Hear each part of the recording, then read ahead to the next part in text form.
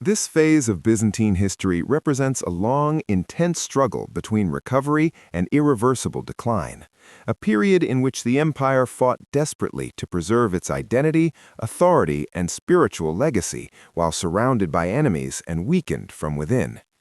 After the temporary revival under the Comnenian emperors, the Byzantine state entered the late 12th and early 13th centuries burdened by deep structural problems that no single ruler could fully resolve. The Comnenian system, while effective in restoring military strength and diplomatic relevance, depended heavily on the personal authority and competence of the emperor, and once that leadership faltered, the entire structure began to collapse. The aristocracy had grown immensely powerful, controlling vast estates and private armies, often prioritizing family interests over imperial unity. The peasantry, once the backbone of Byzantine military and economic life, suffered under increased taxation and land concentration, reducing both agricultural productivity and the pool of native soldiers. As the empire relied more on mercenaries, loyalty became uncertain, and military costs soared, placing further strain on the treasury. The Angeloi dynasty, which followed the Komnenoi, lacked both the vision and discipline required to manage such a fragile system, and their reign marked one of the most disastrous chapters in Byzantine governance. Isaac II Angelos ascended the throne amid popular unrest, yet his rule quickly degenerated into fiscal chaos, corruption, and military neglect. Funds intended for defense were squandered on court luxury, bribes, and internal rivalries, leaving frontier regions exposed to invasion. The resurgence of Bulgarian power under the Asen brothers resulted in the loss of much of the Balkans, a region that had once been securely Byzantine, while Serbian rulers expanded their influence with little resistance. Alexios III, who seized power through betrayal and intrigue, proved even more incompetent, stripping the treasury to enrich himself and dismantling what remained of the imperial defense system. Constantinople, though still awe-inspiring in its architecture, wealth, and religious prestige, had become a hollow shell, protected more by its legendary walls than by effective leadership or loyal armies. Social divisions deepened as ordinary citizens grew increasingly resentful of the ruling elite, whose extravagance contrasted sharply with widespread hardship. Meanwhile, the empire's dependence on Italian maritime republics, especially Venice, Genoa, and Pisa, reached unprecedented levels as these powers dominated Byzantine trade, controlled key ports, and extracted enormous profits through tax exemptions and commercial privileges. These arrangements, originally intended as pragmatic solutions to military and economic challenges, gradually eroded Byzantine sovereignty and fueled intense anti-Latin sentiment among the population. Religious tensions further intensified hostility as doctrinal disputes and cultural differences reinforced mutual suspicion between Orthodox Byzantines and Latin Catholics. The memory of earlier crusades, which had passed through Byzantine territory with mixed discipline and respect, lingered as a source of bitterness, shaping perceptions on both sides. It was within this atmosphere of mistrust, weakness, and opportunism that the Fourth Crusade emerged, setting in motion events that would forever alter the course of Byzantine history. Initially proclaimed to liberate Jerusalem, the crusade was quickly diverted by financial obligations to Venice, whose leaders saw an opportunity to expand their commercial empire. The involvement of the exiled Byzantine prince Alexios Angelos added a new dimension as he promised immense rewards, military support, and church union in exchange for Western assistance in reclaiming his throne. The arrival of Crusader forces before Constantinople in 1203 shocked the Byzantine world, as the empire found itself threatened not by Muslims or steppe nomads, but by fellow Christians. The initial capture of the city and restoration of Isaac II and Alexios IV exposed the fragile legitimacy of imperial authority, as the new rulers struggled to fulfill their promises to the Crusaders while facing fierce opposition from the populace. Heavy taxation and concessions to Latins provoked riots, violence, and ultimately rebellion, leading to the overthrow and murder of Alexios IV and the rise of Alexios V, Ducas. This final attempt to resist Western domination came too late, as relations with the Crusaders had already collapsed beyond repair. In 1204, the Crusader army launched a full-scale assault on Constantinople, breaching its defenses and unleashing one of the most infamous sacks in medieval history. Churches were desecrated, relics stolen or destroyed, libraries burned, and priceless works of art looted, many of which were transported to Western Europe, where they remain to this day. The psychological impact of this catastrophe was profound, as Byzantines struggled to comprehend how the guardian of Orthodox Christianity and heir to Roman civilization could fall to Christian invaders. The establishment of the Latin Empire on Byzantine territory represented not merely a political conquest, but a symbolic rupture, shattering centuries of imperial continuity. Greek elites fled or established successor states in Nicaea, Epirus, and Trebizond, each claiming to be the legitimate heir of Byzantium and preserving imperial traditions in exile. Among these, the Empire of Nicaea emerged as the most successful, maintaining administrative structures, promoting Orthodox identity, and preparing for eventual restoration. Life under Latin rule in Constantinople proved harsh and unstable, as Western rulers struggled to govern a population that viewed them as illegitimate occupiers, while constant warfare with Greek successor states drained resources and morale. Despite fragmentation, Byzantine culture demonstrated remarkable resilience, as scholars, clergy, and administrators continued to transmit classical knowledge, Roman law, and Orthodox theology across the Greek world.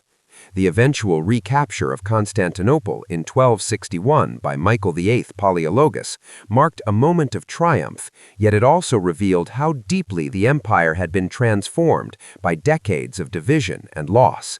The restored Byzantine Empire was smaller, poorer, and far more vulnerable than its predecessor, surrounded by rising powers such as the Ottoman Turks and increasingly dependent on diplomacy rather than force. The legacy of the events described in this period extended far beyond immediate political consequences, reshaping relations between East and West, weakening Orthodox unity, and accelerating the long-term decline of Byzantine power. Part 17 thus stands as a narrative of tragic irony, where the empire's greatest efforts at revival ultimately collided with internal decay and external exploitation, leading to one of the most devastating blows in its long and complex history. The second phase of Byzantine history unfolds as a story of survival through transformation, where the empire, battered by external invasions and internal upheavals, reshaped its institutions, identity, and worldview to endure in a radically changed medieval landscape. After the devastating territorial losses of the 7th century, the Byzantine Empire was no longer the expansive Mediterranean superpower of late antiquity, but a compact, resilient state centered on Anatolia, the Balkans, and the impregnable capital of Constantinople. These losses forced the Byzantines to abandon the illusion of universal Roman rule and instead focus on preserving what remained of their civilization against overwhelming odds. The disappearance of Syria, Egypt, and much of the eastern provinces to Islamic rule stripped the empire of vital tax revenues, grain supplies, and manpower, yet it also compelled innovation. The thematic system, which had begun as an emergency response, matured into the backbone of Byzantine administration and defense. Under this system, land was distributed to soldier farmers who served in local armies, creating a defensive network that was cheaper, more loyal, and better suited to constant warfare. This reorganization marked a decisive break from the professional Roman legions of the past and laid the foundation for Byzantine military endurance over the next several centuries. Emperors such as Constans II and Constantine IV struggled to stabilize the empire amid continued Arab assaults by land and sea, including repeated sieges of Constantinople itself. The city's survival during these sieges, particularly in the late 7th and early 8th centuries, was made possible by a combination of formidable fortifications, disciplined defense, and the mysterious incendiary weapon known as Greek fire, which gave the Byzantine navy a decisive advantage against enemy fleets. Constantinople's endurance reinforced its image as a divinely protected city and strengthened the ideological bond between emperor, people, and God. During this period, the emperor increasingly came to be seen not merely as a political ruler, but as God's chosen guardian of the Christian Roman order, responsible for maintaining both earthly stability and spiritual orthodoxy. This fusion of politics and religion shaped Byzantine society at every level, influencing law, art, education, and daily life. As the empire contracted geographically, it became more culturally cohesive, with Greek language and Orthodox Christianity forming the core of Byzantine identity. The gradual disappearance of Latin from administration and public life symbolized the empire's transformation into a distinctly Greek-speaking Christian state, even as it continued to claim Roman legitimacy. Monasteries expanded across the empire, serving as centers of learning, charity, and spiritual authority, while also accumulating wealth and land that would later provoke imperial intervention. The growing influence of monasticism reflected a broader shift in Byzantine spirituality toward asceticism, devotion, and the veneration of holy figures, practices that resonated deeply with the population but also raised theological questions. These tensions erupted most dramatically in the iconoclastic controversy, one of the most defining and divisive episodes of Byzantine history. Beginning in the early 8th century under Emperor Leo III, iconoclasm challenged the use of religious images, arguing that the veneration of icons constituted idolatry and invited divine punishment. Iconoclast emperors ordered the destruction of icons and persecuted their defenders, particularly monks, whom they viewed as obstacles to reform and imperial authority. The controversy was not merely a theological dispute, but a reflection of deeper social, political, and cultural conflicts within the empire, including tensions between central authority and monastic power, as well as between different regional traditions of worship. Iconoclasm also had diplomatic consequences, straining relations with the papacy in Rome and contributing to the growing divide between Eastern and Western Christianity. Despite periods of intense repression, iconoclasm failed to achieve lasting consensus, and opposition remained strong among clergy and laity alike. The eventual restoration of icons in 843, celebrated as the triumph of orthodoxy, marked a decisive victory for icon veneration and reaffirmed the distinctive character of Byzantine religious culture. This resolution strengthened the ideological unity of the empire and reinforced the authority of the Orthodox Church, while also limiting the emperor's ability to unilaterally dictate doctrine. Following the end of iconoclasm, the Byzantine Empire entered a period of gradual recovery and renewed confidence, often described as the beginning of the Macedonian Renaissance. Under the Macedonian dynasty, which began with Basil I in the late 9th century, the empire experienced political stability, military expansion, and cultural revival. Basil I, rising from humble origins, presented himself as a restorer of order and justice, reforming laws, curbing aristocratic abuses, and strengthening imperial administration. His successors, including Leo VI and Constantine VII, continued these efforts, combining military campaigns with intellectual patronage. Byzantine armies gradually pushed back against Arab forces, reclaiming territories in eastern Anatolia and securing the empire's frontiers. These successes were not sudden conquests, but the result of sustained pressure, improved military organization, and effective leadership. At the same time, Byzantine diplomacy proved as important as warfare, as emperors skillfully used alliances, marriage ties, and subsidies to manage relations with neighboring powers such as the Bulgarians, Rus, and various steppe peoples. Constantinople emerged as a center of cultural attraction, impressing foreign visitors with its wealth, ceremonial splendor, and sophisticated court rituals. Byzantine missionaries played a crucial role in extending imperial influence beyond its borders, most notably through the Christianization of the Slavs. The missions of Saints Cyril and Methodius laid the foundations for Slavic literacy and Orthodox Christianity, creating lasting cultural bonds between Byzantium and emerging Slavic states.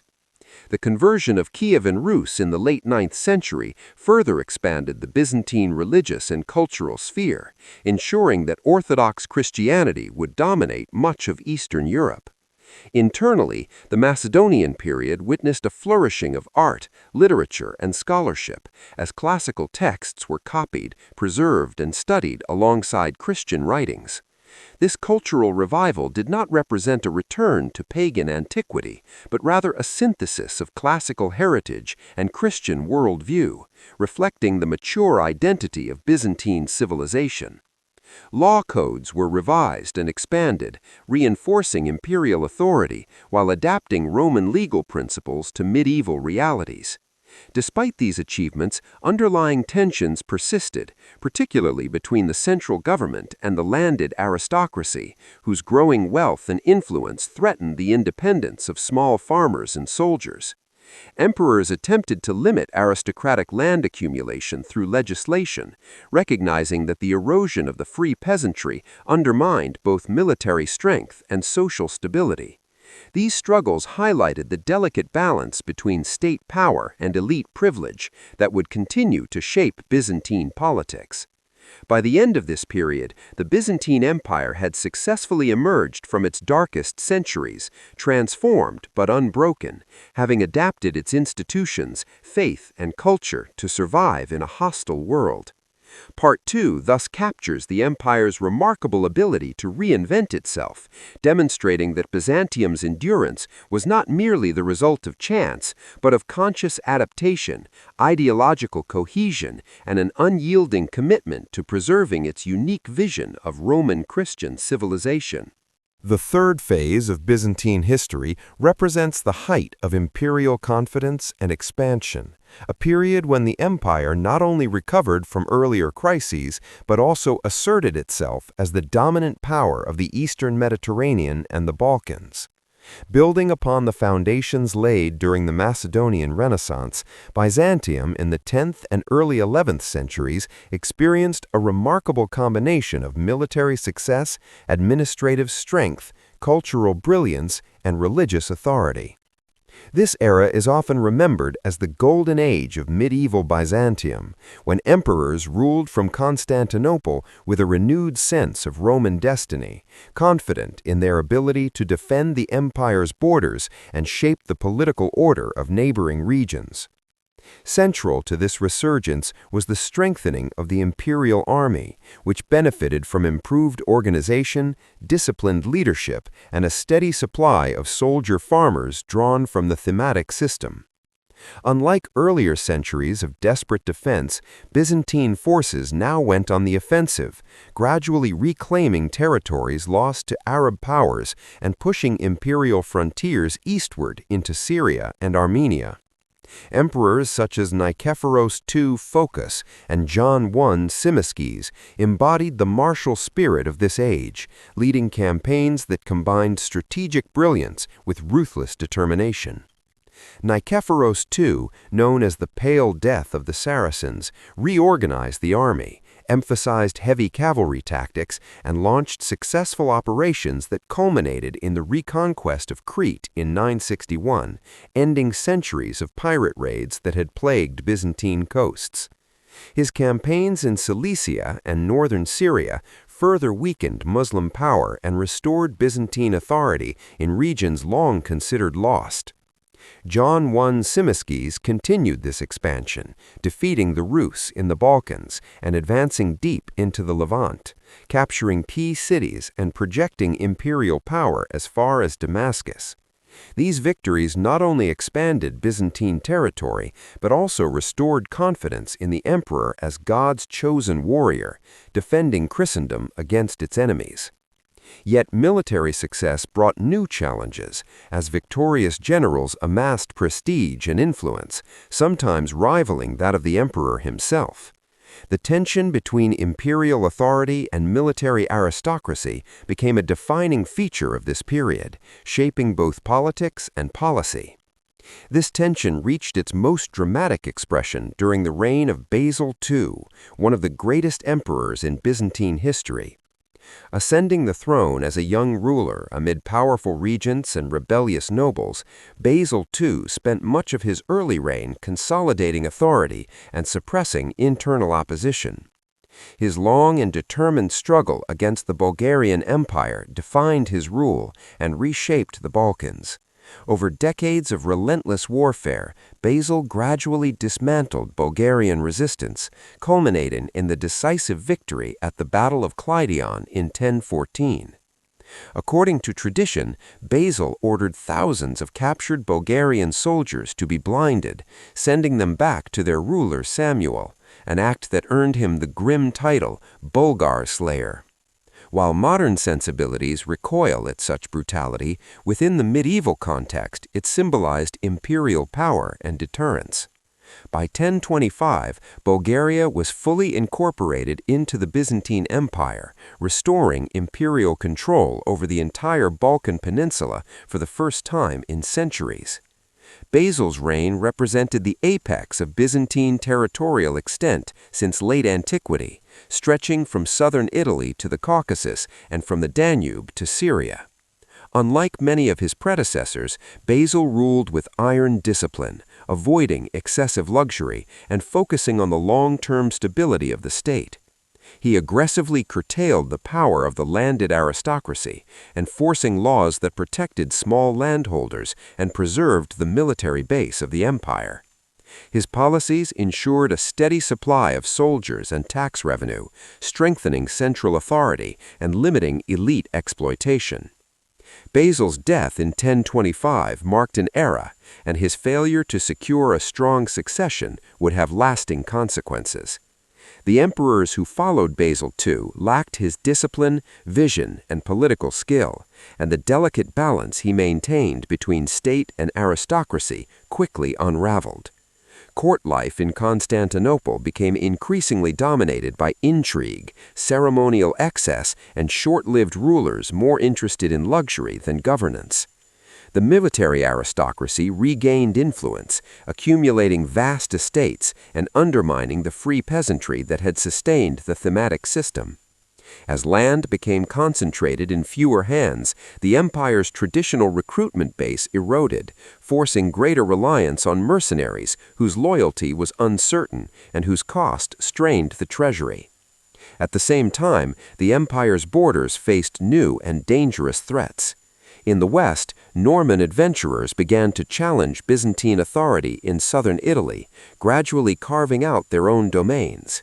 In the north, steppe peoples such as the Pechenegs and later the Cumans launched raids across the Danube, testing imperial defenses. Most ominously, in the east, a new power emerged that would fundamentally alter the balance of the region: the Seljuk Turks. Originally nomadic warriors from Central Asia, the Seljuks converted to Islam and rapidly expanded across the Islamic world, defeating rival Muslim dynasties and pushing towards Byzantine frontiers. Byzantine diplomacy and military strength initially contained this threat, but internal weakness and complacency limited effective response. The turning point came in 1071 at the Battle of Manzikert, where Emperor Romanos IV Diogenes led a large but divided army against the Seljuks. Betrayal, poor coordination, and strategic miscalculation led to a catastrophic defeat and the capture of the emperor himself. Although Romanos was later released, the damage was irreversible, as civil war and aristocratic rivalry prevented a unified response to the Turkish advance. In the years following Manzikert, much of Anatolia, the heartland of Byzantine military and economic power, fell rapidly to Turkish control. This loss was far more devastating than earlier territorial contractions, as Anatolia had provided the empire with soldiers, food, and strategic depth. Its collapse marked the end of the Byzantine Golden Age and plunged the empire into a prolonged crisis. The psychological impact of Manzikert was profound, shattering the image of imperial invincibility and exposing deep flaws in governance and military organization. Constantinople remained secure, but the empire's ability to project power and defend its provinces was severely compromised. Amid this chaos, the Byzantine state struggled to adapt once more, seeking new strategies to survive in a hostile environment. The crisis of the late 11th century revealed the limits of the Macedonian system and underscored the consequences of neglecting the social foundations of imperial strength. Yet, even in defeat, Byzantium demonstrated resilience, preserving its administrative core, cultural identity, and imperial ideology. The events of this period set the stage for the Komnenian Restoration, as new leaders emerged to confront the challenges left by decades of misrule and external pressure. Part 3 thus captures both the zenith and the turning point of Byzantine power, a dramatic arc in which triumph gave way to vulnerability, reminding us that even the most sophisticated and resilient civilizations remain subject to the forces of change, ambition, and human failure. The fourth phase of Byzantine history unfolds in the shadow of catastrophe, yet is defined by an extraordinary effort at recovery, adaptation, and reinvention as the empire struggled to survive after the devastating loss of Anatolia following the Battle of Manzikert. By the late 11th century, the Byzantine state stood at the edge of collapse, its military shattered, its economy weakened, and its political system fractured by civil war and aristocratic rivalry. Anatolia, once the empire's primary source of soldiers, taxes, and food, had been overrun by Turkish groups who established themselves with alarming speed, transforming the demographic and strategic heart of Byzantium. Constantinople remained unconquered, protected by its mighty walls and maritime defenses, but the empire beyond the capital had been hollowed out. It was in this moment of extreme danger that the Komnenian dynasty emerged, initiating a period often described as the Komnenian Restoration, during which the Byzantine Empire regained a measure of stability, strength, and international relevance. The rise of Alexios I Komnenos in 1081 marked a turning point as he seized the throne amid chaos and inherited a state beset by enemies on all fronts. In the west, Norman forces threatened Byzantine possessions in the Balkans and southern Italy, while in the north, Pecheneg nomads raided imperial territory, and in the east, Turkish warbands continued to advance unchecked. Alexios faced not only military threats, but also a bankrupt treasury and a demoralized population, forcing him to rely on innovation, diplomacy, and pragmatic compromise rather than traditional imperial power alone. One of his most controversial yet consequential decisions was to appeal to Western Europe for military assistance against the Turks, a move that would unexpectedly trigger the First Crusade. Alexios envisioned small contingents of mercenaries who could help recover lost territories under Byzantine command, but instead he was confronted with massive armies of Latin crusaders driven by religious zeal, personal ambition, and loyalty to their own leaders. The arrival of the Crusaders introduced a new and volatile element into Byzantine politics, as cultural misunderstanding and mutual suspicion defined relations between Byzantines and Latins from the outset. Alexios skillfully navigated this dangerous situation through oaths, diplomacy, and selective cooperation, managing to use the Crusader advance to recover key cities in western Anatolia, including Nicaea, while avoiding direct confrontation with their leaders. Although these gains represented a partial recovery, they came at the cost of deepening mistrust between East and West, planting the seeds for future conflict. Internally, Alexios undertook significant reforms to stabilize the empire, restructuring the military by relying on a combination of native troops, mercenaries, and allied forces, while also reorganizing fiscal policy to secure revenue. He strengthened the role of the imperial family, placing relatives in key positions to ensure loyalty, a strategy that restored short-term stability but also entrenched aristocratic dominance within the state. The Komnenian system that emerged under Alexios represented a departure from earlier Byzantine governance, as power became more centralized around the emperor's household rather than impersonal bureaucratic institutions. This transformation allowed for more flexible and responsive leadership, but also made the state increasingly dependent on the competence of individual rulers. Alexios's long reign restored confidence in imperial authority and preserved the empire at a moment when collapse seemed imminent, ensuring that Byzantium would remain a major political force into the 12th century. His son, John II Komnenos, inherited a more stable realm and pursued a cautious yet effective policy focused on consolidation rather than reckless expansion. Known for his discipline, piety, and administrative competence, John II strengthened the army, improved frontier defenses, and conducted successful campaigns in both the Balkans and Anatolia. Unlike his father, John avoided excessive reliance on Western alliances, preferring to rebuild Byzantine strength through careful planning and sustained effort. His reign saw gradual territorial recovery in Asia Minor as Byzantine forces pushed back Turkish groups and reasserted control over strategic regions, restoring a sense of security to the empire's core lands. John's leadership style emphasized continuity and restraint, reinforcing the notion that the emperor was not merely a warrior, but a guardian of order and justice. Under his rule, the empire enjoyed relative peace and prosperity, allowing economic activity and population growth to recover after decades of disruption. The Komnenian restoration reached its most ambitious and complex phase under Manuel I Komnenos, whose reign embodied both the strengths and contradictions of this period. Manuel was deeply influenced by Western culture and chivalric ideals, embracing Latin customs, alliances, and courtly practices in a bid to position Byzantium as a central power bridging East and West. His foreign policy was expansive and interventionist, involving the empire in conflicts across the Balkans, Italy, Hungary, and the Eastern Mediterranean.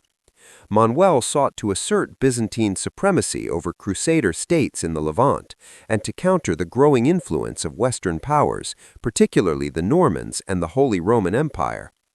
While his diplomacy and military campaigns demonstrated energy and ambition, they also placed enormous strain on imperial resources. Manuel's willingness to engage in costly wars and complex alliances reflected confidence in Byzantine strength, but also revealed an underestimation of the empire's limitations.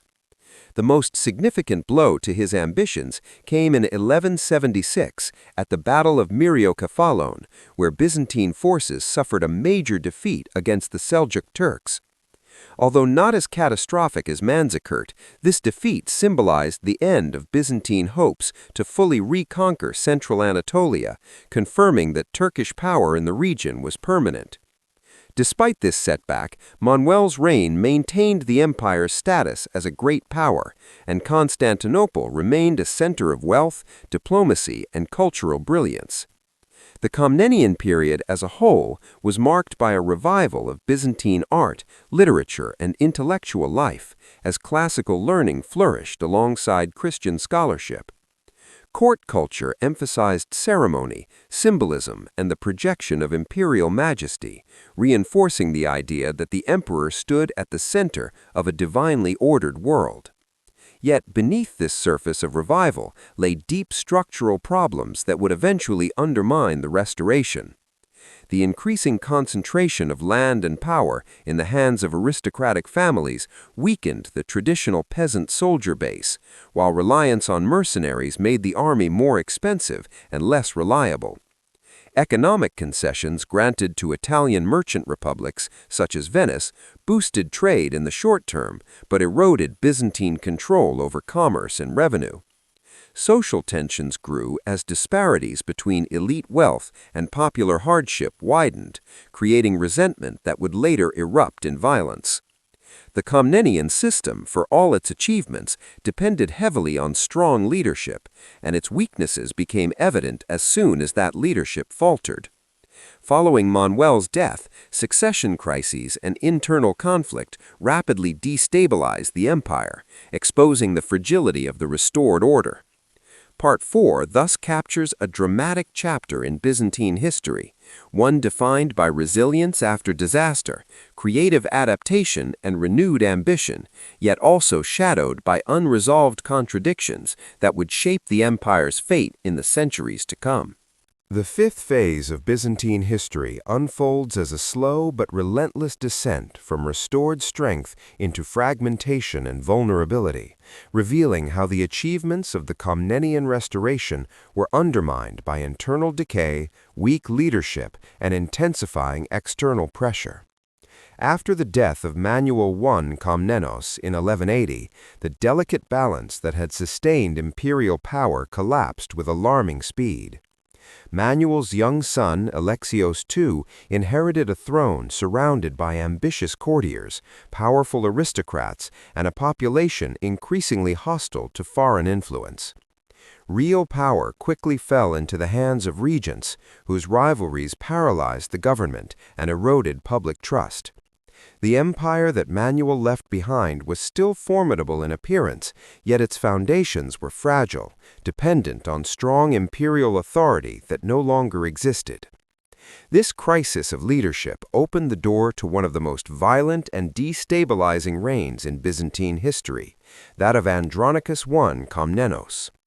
Rising to power through populist rhetoric and ruthless manipulation, Andronicus presented himself as a reformer determined to punish corrupt elites and defend the common people. His early actions won popular support as he targeted aristocrats and officials accused of exploiting the state. However, his rule soon descended into terror, as purges, executions, and confiscations created an atmosphere of fear and instability. Andronicus's brutality alienated the very elites whose cooperation was essential for governance, while his hostility toward Westerners intensified anti-Latin sentiment throughout the empire. The massacre of Latins in Constantinople in 1182 marked a turning point, deepening the rift between Byzantium and Western Europe and provoking retaliation. Foreign powers, particularly the Normans of Sicily, seized the opportunity to attack a weakened empire, capturing Thessaloniki in 1185 and exposing the vulnerability of Byzantine defenses. Andronicus's fall was as violent as his rise, as he was overthrown, tortured, and executed by a furious populace, symbolizing the complete collapse of Komnenian legitimacy. The throne then passed to the Angeloi dynasty, whose reigns are widely regarded as among the most disastrous in Byzantine history. Isaac II Angelos ascended the throne amid chaos, lacking both administrative skill and military discipline required to govern a complex empire. His reign was marked by fiscal mismanagement, heavy taxation, and neglect of the army, as resources were diverted to court luxury and personal enrichment. The consequences were immediate and severe as imperial authority disintegrated across the provinces. In the Balkans, Bulgarian and Vlach leaders revolted under the Asen brothers, establishing a new Bulgarian state that rapidly expanded at Byzantine expense. Attempts to suppress the rebellion failed due to poor leadership and lack of resources, resulting in the permanent loss of much of the northern Balkans. In the West, Norman and later German ambitions threatened Byzantine territories, while in the East, Turkish powers consolidated their control over Anatolia, further limiting Byzantine influence. Isaac II's inability to respond effectively to these challenges reflected deeper structural problems, as the empire's military system had deteriorated beyond quick repair. The situation worsened under Alexios III Angelos, who seized power through betrayal and ruled with even greater incompetence. Alexios III plundered the treasury, dismantled defenses, and allowed corruption to flourish unchecked, prioritizing personal security and luxury over the survival of the state. Under his rule, the empire's remaining military strength evaporated, and provinces increasingly acted independently, recognizing the weakness of central authority. Constantinople itself remained wealthy and magnificent, but its prosperity masked the hollow nature of imperial power, as the state lacked the means to defend its territories or command loyalty. Social tensions intensified as ordinary Byzantines suffered under heavy taxation and economic decline, while the elite continued to display extravagant wealth. The gap between rulers and ruled widened, eroding the ideological bond that had long sustained Byzantine society. At the same time, the empire's dependence on Italian maritime republics reached unprecedented levels. Venice, Genoa, and Pisa dominated Byzantine trade, controlling ports, shipping, and commerce through extensive privileges granted by desperate emperors. These concessions enriched foreign merchants while draining imperial revenues and undermining local economic activity. Italian quarters within Constantinople became symbols of resentment and inequality, fueling hostility that occasionally erupted into violence. This economic dependency not only weakened Byzantium financially, but also compromised its political independence, as Italian powers increasingly influenced imperial policy. The broader geopolitical environment further complicated Byzantium's position, as Western Europe experienced renewed expansion and confidence during the High Middle Ages. Crusading ideology, economic ambition, and political rivalry combined to reshape relations between East and West, often to Byzantium's detriment.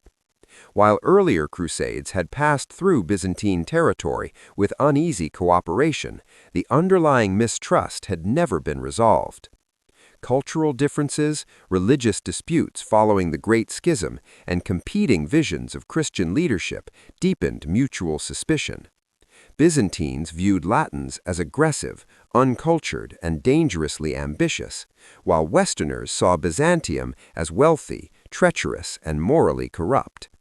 These perceptions hardened over time, setting the stage for catastrophic confrontation. The Fourth Crusade emerged from this volatile mix of ambition, debt, and opportunism.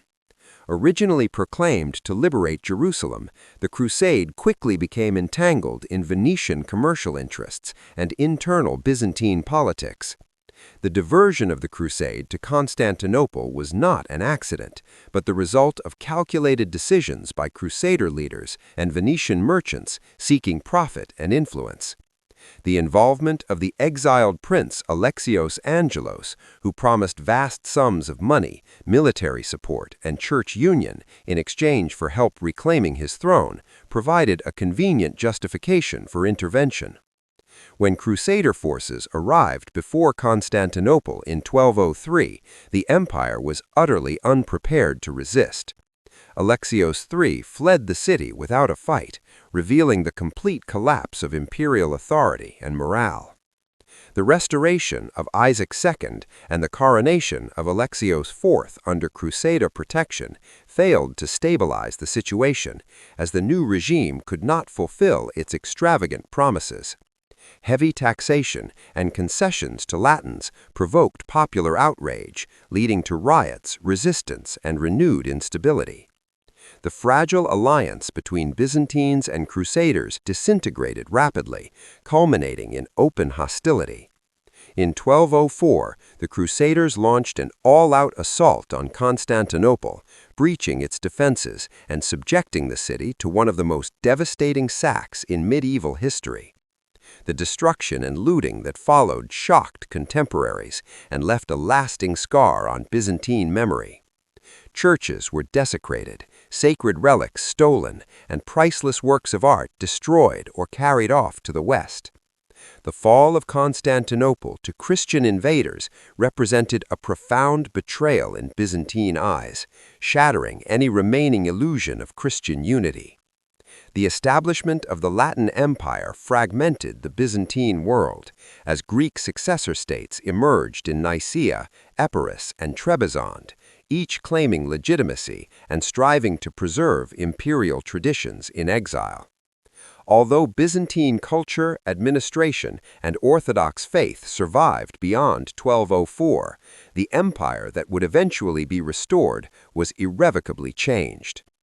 Part 5 thus captures the tragic unraveling of the Komnenian legacy, illustrating how internal weakness, social division, and external exploitation combined to bring about one of the greatest catastrophes in Byzantine history, a turning point from which the empire would never fully recover. The sixth phase of Byzantine history begins amid the ruins left by the Fourth Crusade and unfolds as a powerful story of survival after catastrophe, cultural resilience, and determined restoration in the face of overwhelming loss.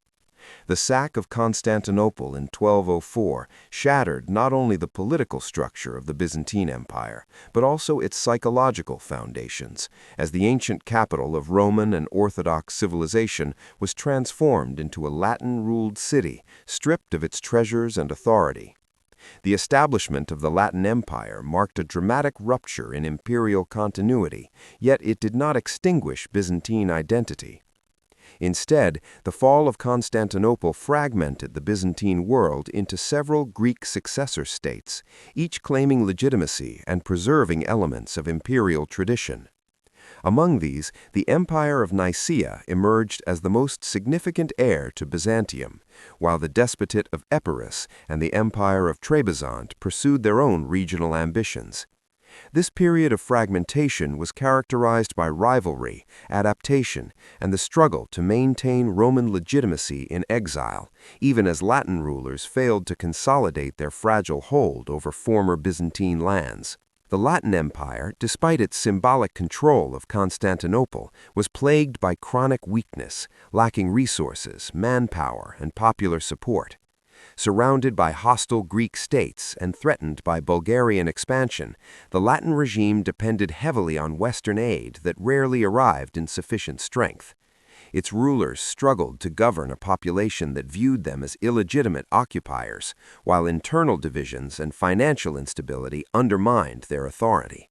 In contrast, the Empire of Nicaea developed into a well-organized and resilient state, preserving Byzantine administrative systems, Orthodox religious leadership, and imperial ideology.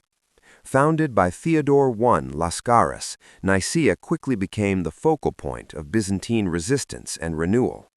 Theodore established a functioning court, restored the Patriarchate in exile, and rebuilt an effective army, ensuring that Byzantine traditions continued despite the loss of Constantinople. His successors expanded these efforts, transforming Nicaea into a powerful regional state capable of challenging both Latin and rival Greek claims. The Nicaean emperors understood that survival required not only military strength, but also ideological legitimacy, and they presented themselves as the true Roman emperors, guardians of orthodoxy, and heirs of Constantine. This emphasis on continuity played a crucial role in sustaining Byzantine identity during decades of displacement. Under John III Dukas Vatatzes, the Empire of Nicaea reached new heights of stability and prosperity. John III pursued a policy of economic self-sufficiency, encouraging agriculture, reducing dependence on foreign merchants, and strengthening state control over resources.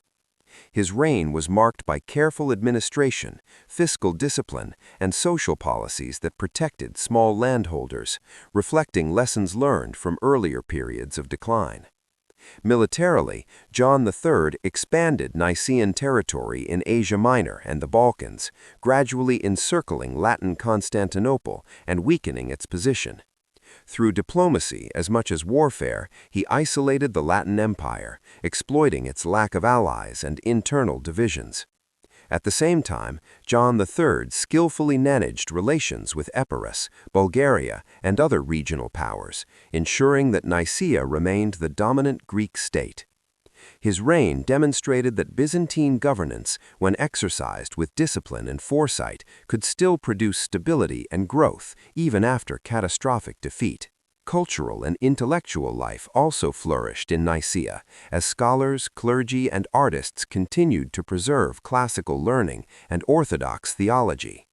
Education, manuscript copying, and theological debate remained central to elite culture, reinforcing the sense that Byzantium was not merely a territory, but a civilization sustained by shared values and memory. This cultural continuity proved essential in maintaining morale and legitimacy during exile. Meanwhile, the despotate of Epirus pursued a more aggressive and independent path, seeking to capture Constantinople itself and establish its own imperial claim. Epirus achieved early military successes in the Western Balkans, expanding rapidly under rulers such as Theodore Komnenos Doukas, who even crowned himself emperor after capturing Thessaloniki. However, Epirote ambitions ultimately faltered due to overextension and defeat by Bulgarian forces, allowing Nicaea to emerge as the primary contender for imperial restoration.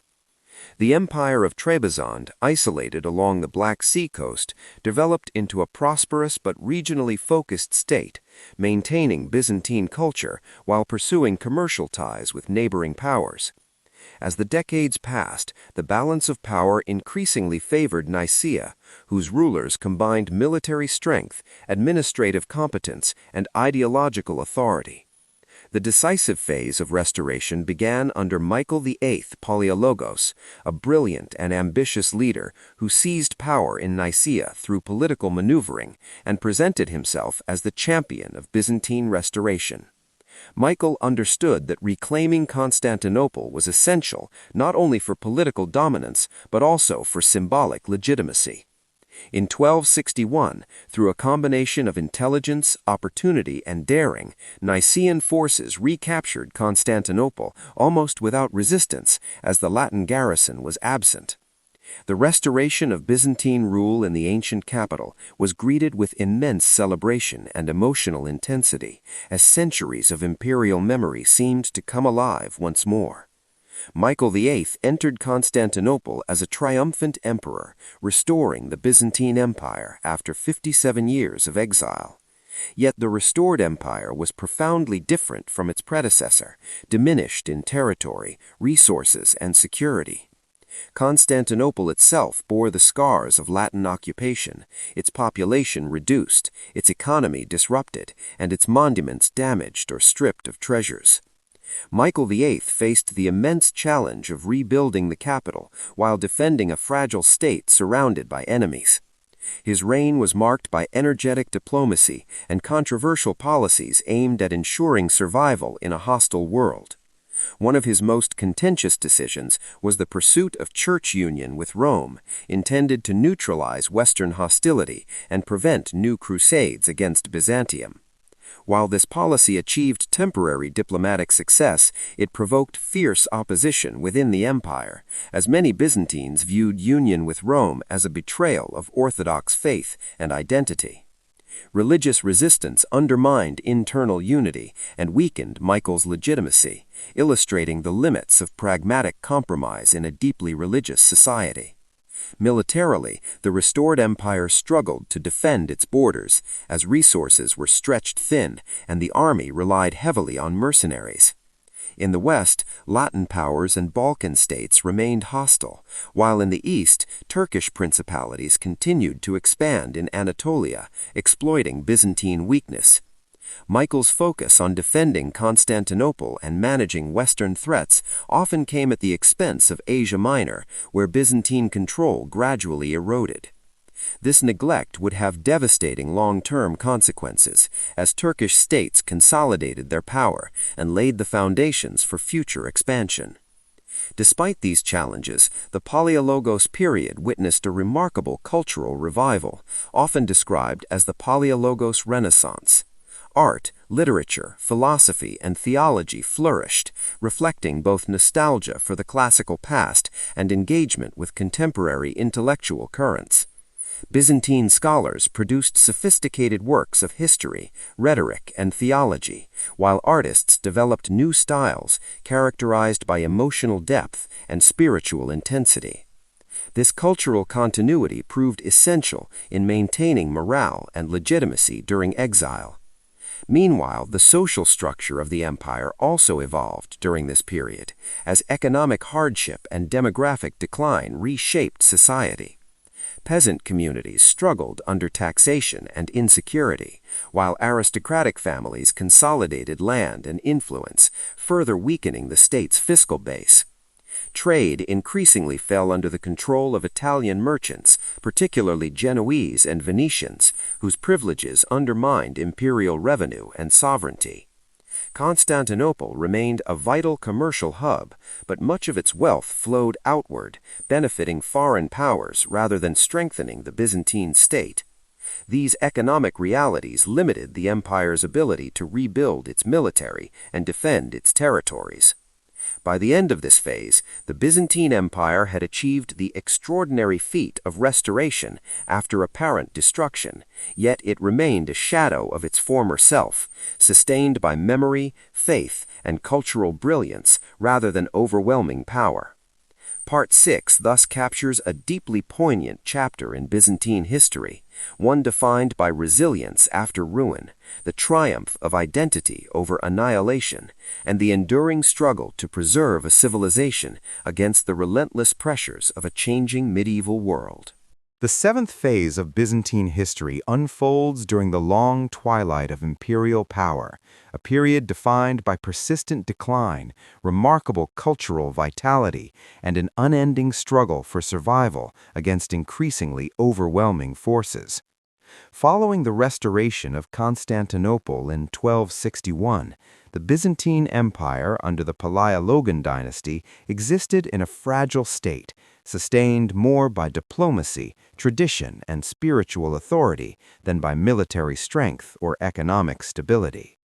Although the return to the ancient capital symbolized continuity with Rome's imperial past, the reality was far harsher, as the empire faced severe territorial contraction, demographic weakness, and chronic financial exhaustion. Constantinople itself, once the unrivaled metropolis of the medieval world, had become a partially depopulated city, its neighborhoods scarred by decades of neglect and Latin occupation. The restored emperors confronted the immense challenge of rebuilding not only walls and palaces, but also the foundations of imperial authority in a world that had moved beyond Byzantium's former dominance. Michael VIII Palaiologos, despite his success in reclaiming the capital, left behind a deeply divided empire, torn between pragmatic diplomacy and religious conviction. His controversial policy of church union with Rome, intended to prevent Western crusades against Byzantium, provoked intense opposition from clergy, monks, and ordinary citizens who viewed any compromise with Catholicism as a betrayal of orthodoxy.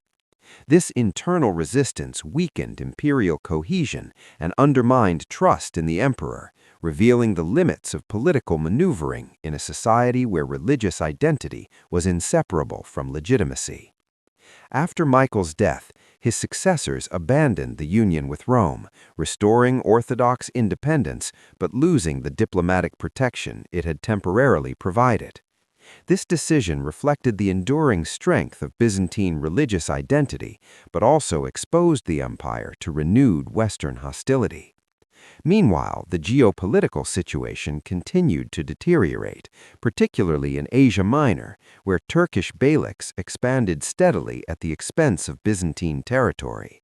The most dangerous of these emerging powers was the Ottoman Principality, which combined military effectiveness, strategic vision, and ideological cohesion. While Byzantine emperors were consumed by court politics, theological disputes, and Balkan rivalries, the Ottomans consolidated their control over northwestern Anatolia, capturing key cities and isolating Byzantine strongholds. The loss of Asia Minor was catastrophic, as it deprived the empire of its remaining agricultural base, manpower, and strategic depth, reducing Byzantium to a collection of scattered territories centered on Constantinople, parts of Thrace, and a few Aegean islands. Attempts to resist Ottoman expansion were hampered by lack of resources and internal divisions, forcing emperors to rely increasingly on mercenaries and foreign allies whose loyalty was uncertain. Civil war further weakened the empire, as rival claimants to the throne sought external support, often inviting foreign intervention that accelerated Byzantine decline. The most destructive of these conflicts occurred in the mid-14th century, when prolonged civil wars devastated the countryside, ruined the economy, and opened the door to Ottoman involvement in European affairs. By exploiting Byzantine internal strife, the Ottomans crossed into the Balkans, establishing a permanent foothold in Europe that would soon transform the regional balance of power. The fall of key Balkan cities and the defeat of Serbian and Bulgarian forces demonstrated that the Ottomans were not merely another transient threat, but a rising empire capable of replacing Byzantium as the dominant power of southeastern Europe. Constantinople, increasingly isolated, survived largely due to its formidable walls and the strategic caution of its enemies, rather than its own strength. Byzantine emperors became diplomatic supplicants, traveling to Western courts in search of aid and offering promises of church union in exchange for military assistance. These appeals met with limited success, as Western Europe was divided by its own conflicts and often more interested in exploiting Byzantine weakness than saving the empire. Crusading enthusiasm had waned, and the memory of 1204 continued to poison relations between East and West. Even when limited Western forces arrived, they were insufficient to reverse the tide of Ottoman expansion. Economically, the empire was trapped in a cycle of dependency and decline. Italian merchant republics, particularly Genoa and Venice, dominated trade in Constantinople and the eastern Mediterranean, extracting profits while contributing little to imperial defense. Byzantine revenues dwindled, forcing emperors to debase currency, sell offices, and grant further concessions that eroded sovereignty. The social fabric of the empire frayed as peasants faced heavy taxation, insecurity, and population loss due to war and plague. The Black Death, which swept through the Mediterranean in the mid-14th century, dealt a devastating blow to an already weakened population, reducing manpower and further shrinking the tax base. Yet, amid political collapse and economic hardship, Byzantine culture experienced a remarkable flowering. The Palaiologan Renaissance represented a final surge of intellectual and artistic creativity, as scholars, theologians, and artists engaged deeply with classical Greek philosophy, history, and literature. Byzantine thinkers such as George Gemistos Plethon revived interest in Plato and ancient philosophy, influencing intellectual currents that would later shape the Italian Renaissance.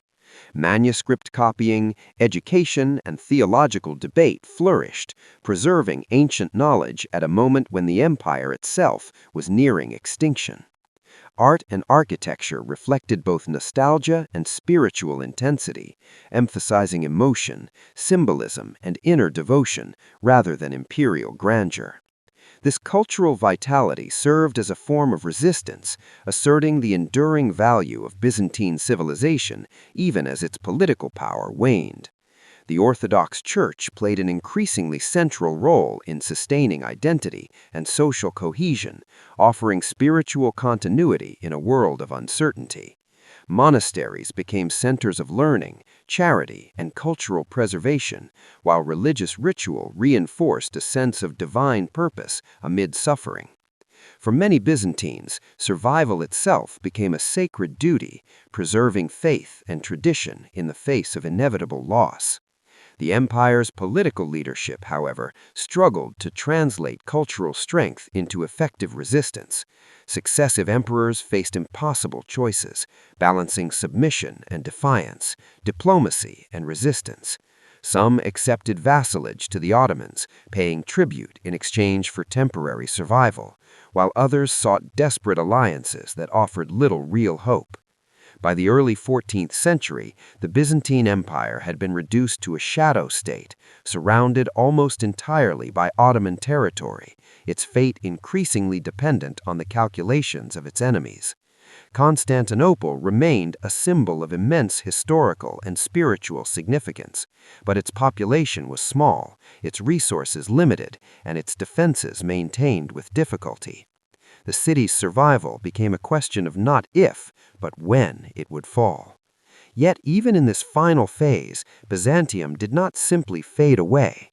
Its emperors, scholars, and citizens continued to assert their Roman identity, preserving imperial rituals, legal traditions, and religious ceremonies that linked them to a millennium of history.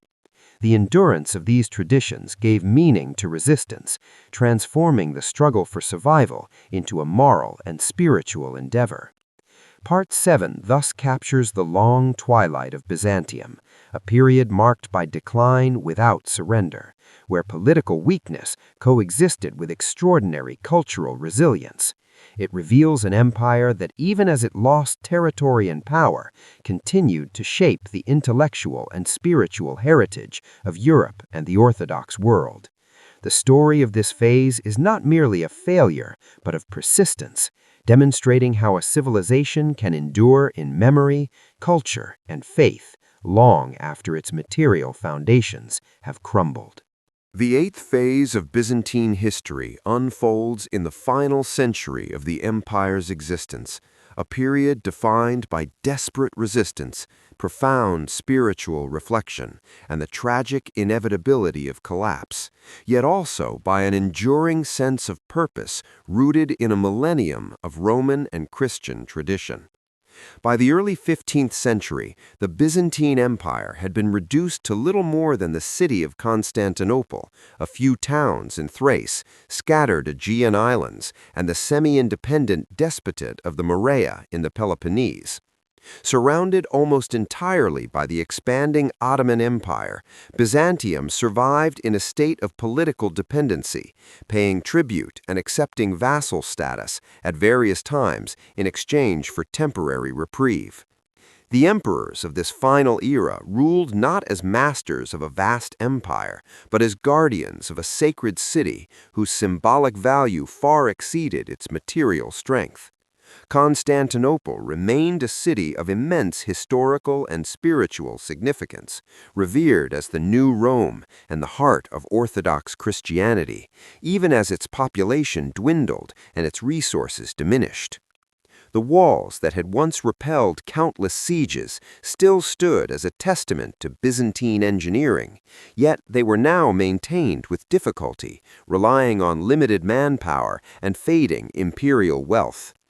The political environment of this period was shaped by the overwhelming dominance of the Ottomans, whose rulers combined military innovation, administrative efficiency, and religious legitimacy to build a powerful and expanding state. Byzantine emperors attempted to navigate this reality through diplomacy, submission, and appeals to Western Christendom, seeking allies who might help preserve the last remnants of the empire. One of the most controversial strategies pursued during this period was the renewed effort to achieve church union with Rome. Emperors believed that reconciliation with the Catholic Church could unlock military support from Western Europe, yet this policy faced fierce resistance from much of the Byzantine population, clergy, and monastic communities, who viewed union as a betrayal of Orthodox faith. The Council of Florence in 1439 represented the climax of these efforts, as Byzantine representatives formally accepted union with Rome in exchange for promises of aid. While the agreement was celebrated by some as a last hope for survival, it was widely rejected at home, deepening internal divisions and weakening morale. The failure of church union to produce substantial military assistance underscored Byzantium's isolation and the reluctance of Western powers to commit resources to a cause many considered lost. Meanwhile, the Ottoman Empire continued its relentless expansion, steadily tightening its grip around Constantinople. Sultan Murad II, and later his son, Mehmed II, pursued a deliberate strategy to isolate the city, capturing surrounding fortresses, controlling key trade routes, and building strongholds such as Rumeli Hisari on the Bosporus to cut off maritime access. These actions demonstrated Ottoman determination to eliminate Byzantium as both a political entity and a symbolic rival. The Byzantine response was constrained by limited resources and internal fragmentation, as rival factions debated the wisdom of resistance versus accommodation. Despite these challenges, the final Byzantine emperors, particularly John VIII and Constantine XI Palaiologos, displayed remarkable resolve and dignity in the face of overwhelming odds. Constantine XI, the last emperor, embodied the tragic heroism of Byzantium's final days, committed to defending the city even as the likelihood of victory vanished. The siege of Constantinople in 1453 marked the climax of Byzantine history and one of the most significant events in world history. Mehmed II, a young and ambitious sultan, assembled a massive army equipped with advanced artillery, including enormous cannons capable of battering the ancient walls that had protected the city for centuries. The Byzantines, numbering only a few thousand defenders, relied on the strength of their fortifications, limited Western assistance, and unshakable determination. The defense of the city became a shared effort among soldiers, clergy, and civilians, united by faith and loyalty to their ancient capital. Religious processions, prayers, and rituals filled the streets, reflecting the deep spiritual dimension of the struggle. For the Byzantines, the defense of Constantinople was not merely a military contest, but a sacred duty, a final stand to preserve the legacy of Rome and orthodoxy. The siege tested the limits of Byzantine resilience as constant bombardment, shortages of food, and exhaustion wore down defenders. Despite heroic resistance and occasional successes, the disparity in numbers and resources proved insurmountable. On May 29, 1453, Ottoman forces breached the walls, and Constantinople fell after more than 1,000 years as the capital of the Roman Empire. Constantine XI died in battle, refusing to abandon his city, becoming a symbol of imperial sacrifice and loyalty. The fall of Constantinople marked the definitive end of the Byzantine Empire, yet it also represented a transformation rather than an absolute annihilation. Mehmed II declared himself the successor of the Roman emperors, preserving aspects of Byzantine administration and respecting the Orthodox Church, which he recognized as a vital institution for governing the city's Christian population.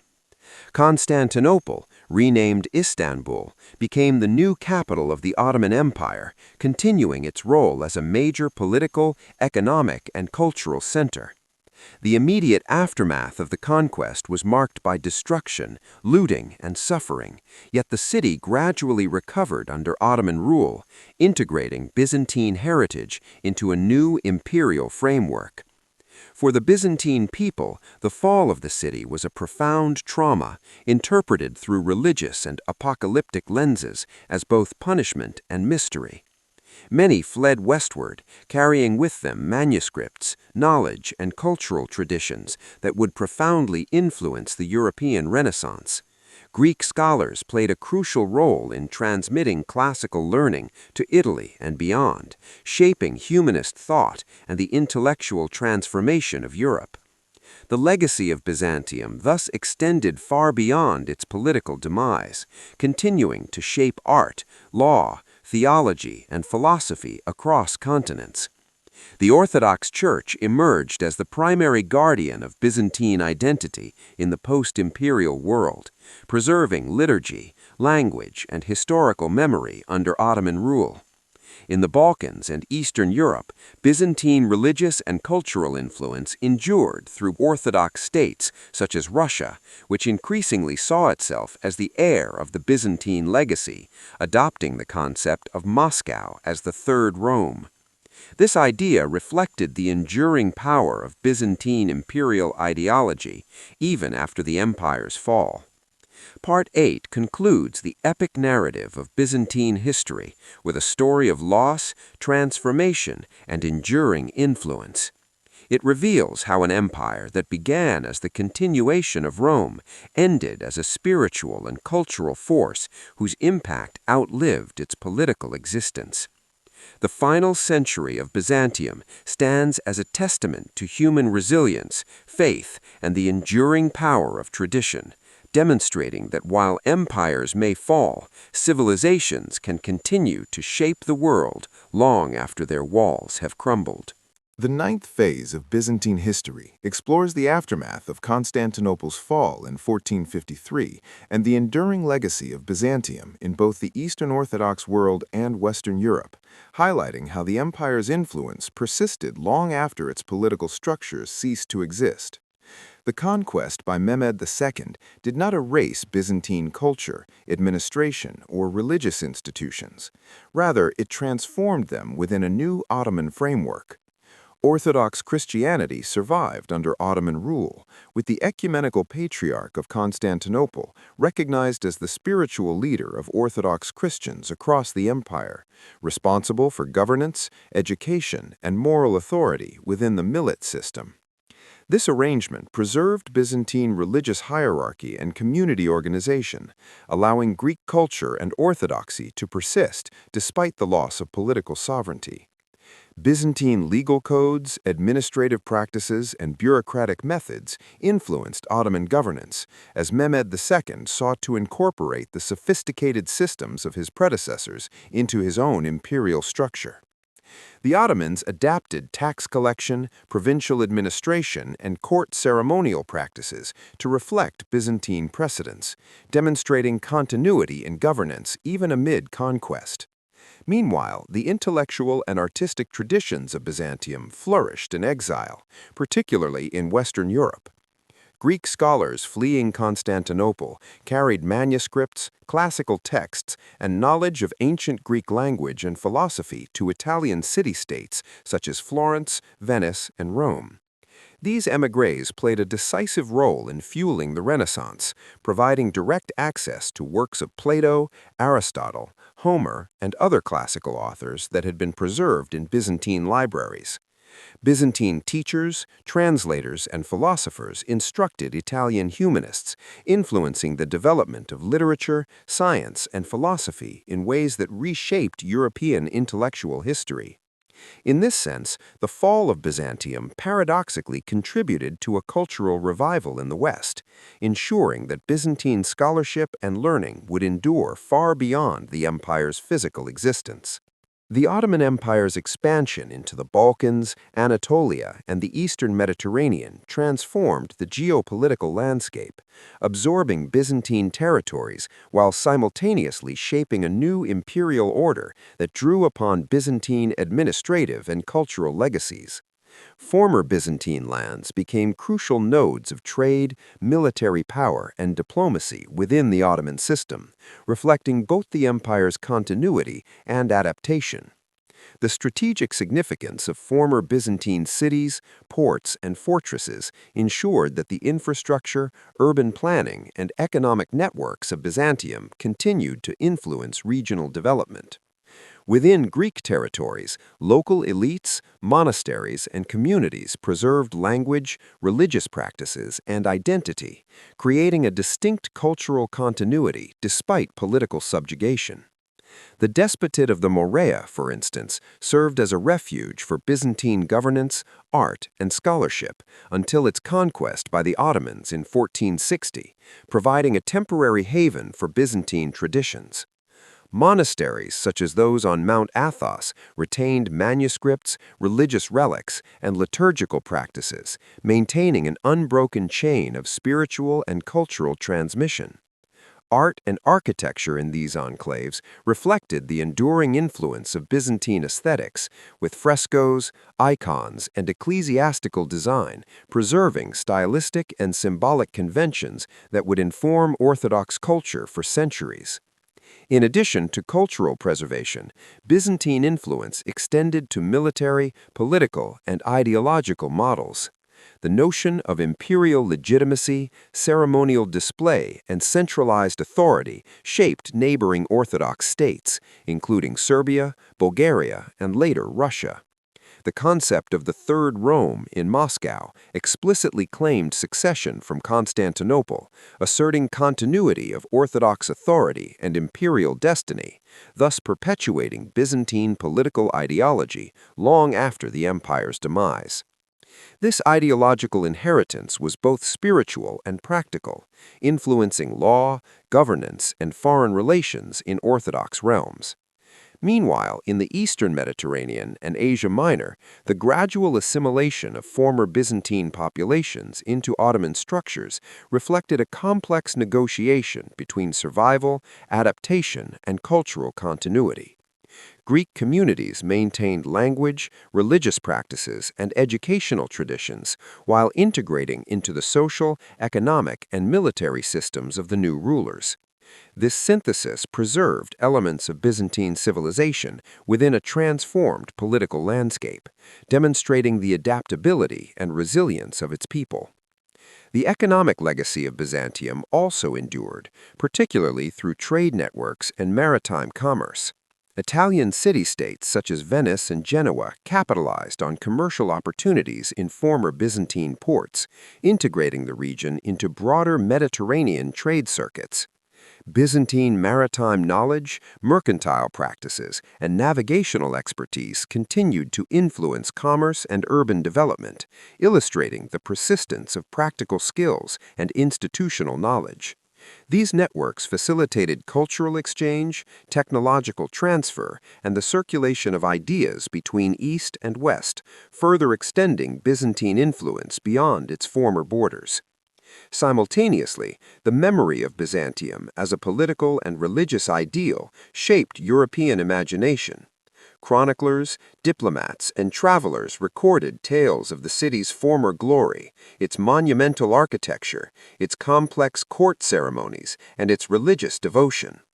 Constantinople became a symbol of imperial majesty, Christian civilization, and the continuity of Roman heritage, inspiring writers, painters, and thinkers for centuries.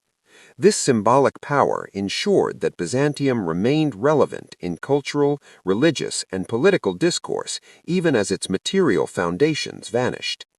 In the Balkans, former Byzantine territories became contested spaces, with local lords, Ottoman administrators, and European powers negotiating authority, tribute, and allegiance.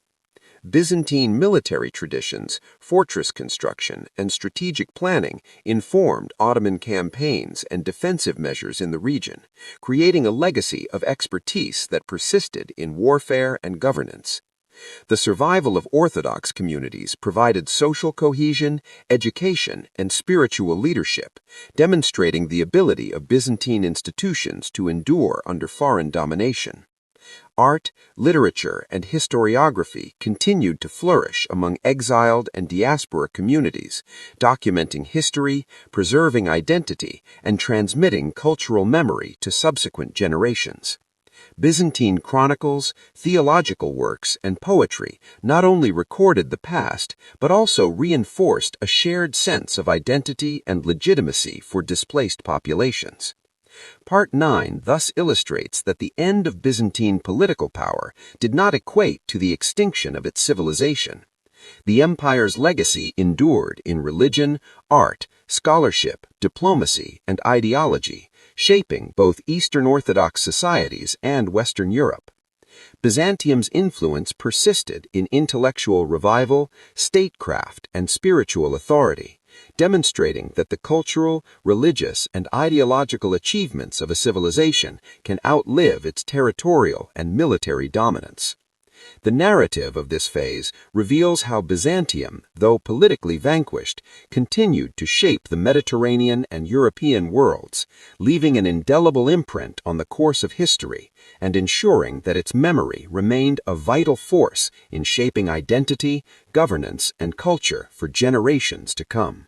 The 10th phase of Byzantine history examines the empire's enduring cultural, intellectual, and spiritual legacy after the fall of Constantinople in 1453, exploring how Byzantine civilization influenced Eastern Orthodoxy, Renaissance Europe, and the broader Mediterranean world despite the collapse of political authority. While the empire ceased to exist as a sovereign state, its institutions, traditions, and intellectual achievements persisted through the resilience of its people, the continuity of the Orthodox Church, and the dispersion of scholars, artisans, and manuscripts across Europe and the Near East. The Orthodox Church emerged as the principal repository of Byzantine identity, authority, and social cohesion. Under Ottoman rule, the Patriarchate of Constantinople retained legal and spiritual oversight of the Orthodox Millet, administering religious life, education, taxation, and communal governments. This system allowed Byzantine cultural and religious traditions to survive intact, maintaining liturgy, language, theology, and canon law across Greek communities in Anatolia, the Balkans, and the Aegean. Monasteries such as Mount Athos became central hubs of preservation, scholarship, and manuscript production, sustaining the intellectual and spiritual continuity of Byzantine civilization. The preservation of theological discourse, hagiography, liturgical innovation, and artistic production ensured that Byzantine religious culture not only survived, but adapted to new political circumstances. Byzantine exiles fleeing the Ottoman conquest profoundly influenced the intellectual currents of Renaissance Europe. Greek scholars arrived in Italian city-states such as Florence, Venice, and Rome, bringing with them rare manuscripts of classical Greek literature, philosophy, and science. Figures such as Manuel Chrysoloras, who taught Greek language and literature in Florence, directly contributed to the revival of classical knowledge, shaping the humanist movement and the European intellectual Renaissance. Byzantine historiography, philosophy, and rhetorical techniques informed European scholarship, influencing figures like Lorenzo Valla and Marsilio Ficino, and reinvigorating interest in Platonic and Aristotelian thought. Through these channels, Byzantine intellectual achievements became integrated into Western European culture, ensuring that the empire's legacy endured not as a political power, but as a source of ideas, education, and artistic inspiration. Byzantine artistic traditions also left a lasting impact on both the Orthodox world and the West. Iconography, illuminated manuscripts, mosaics, and frescoes preserved stylistic and symbolic conventions that informed Orthodox ecclesiastical art for centuries. In the diaspora, these artistic forms adapted to new contexts while retaining distinct Byzantine features, emphasizing spiritual intensity, narrative clarity, and theological symbolism. The Paleologan Renaissance, which had flourished in the final decades of the empire, continued to influence artists, architects, and iconographers, bridging the gap between medieval Byzantine aesthetics and early modern European visual culture. The diffusion of Byzantine artistic and intellectual traditions reinforced the empire's cultural prestige, even in the absence of political power. Politically, former Byzantine lands and rulers experienced complex dynamics under Ottoman rule. While the empire no longer existed as a centralized authority, remnants of Byzantine governance persisted in semi-autonomous principalities, such as the Despotate of the Morea, Crete under Venetian control, and Trebizond prior to its fall in 1461. Local elites maintained elements of administration, law, and military organization, creating continuity within a framework of foreign dominance. Byzantine military engineering, fortification design, and strategic planning were adapted by Ottomans and Western powers alike, reflecting the enduring sophistication of Byzantine statecraft. The Ottoman incorporation of Byzantine administrative and fiscal practices, including provincial governance, tax collection, and court ceremony, illustrates the practical influence of Byzantine experience on the formation of one of the early modern world's most powerful empires. Byzantine influence extended beyond immediate territorial concerns, shaping ideological and spiritual developments across Eastern Europe. Russia, in particular, adopted the concept of Moscow as the Third Rome, claiming succession from Byzantium as the defender of Orthodox Christianity after the fall of Constantinople. Russian rulers emulated Byzantine ceremonial practices, imperial symbolism, and ecclesiastical organization, asserting authority through a combination of inherited religious legitimacy and political centralization.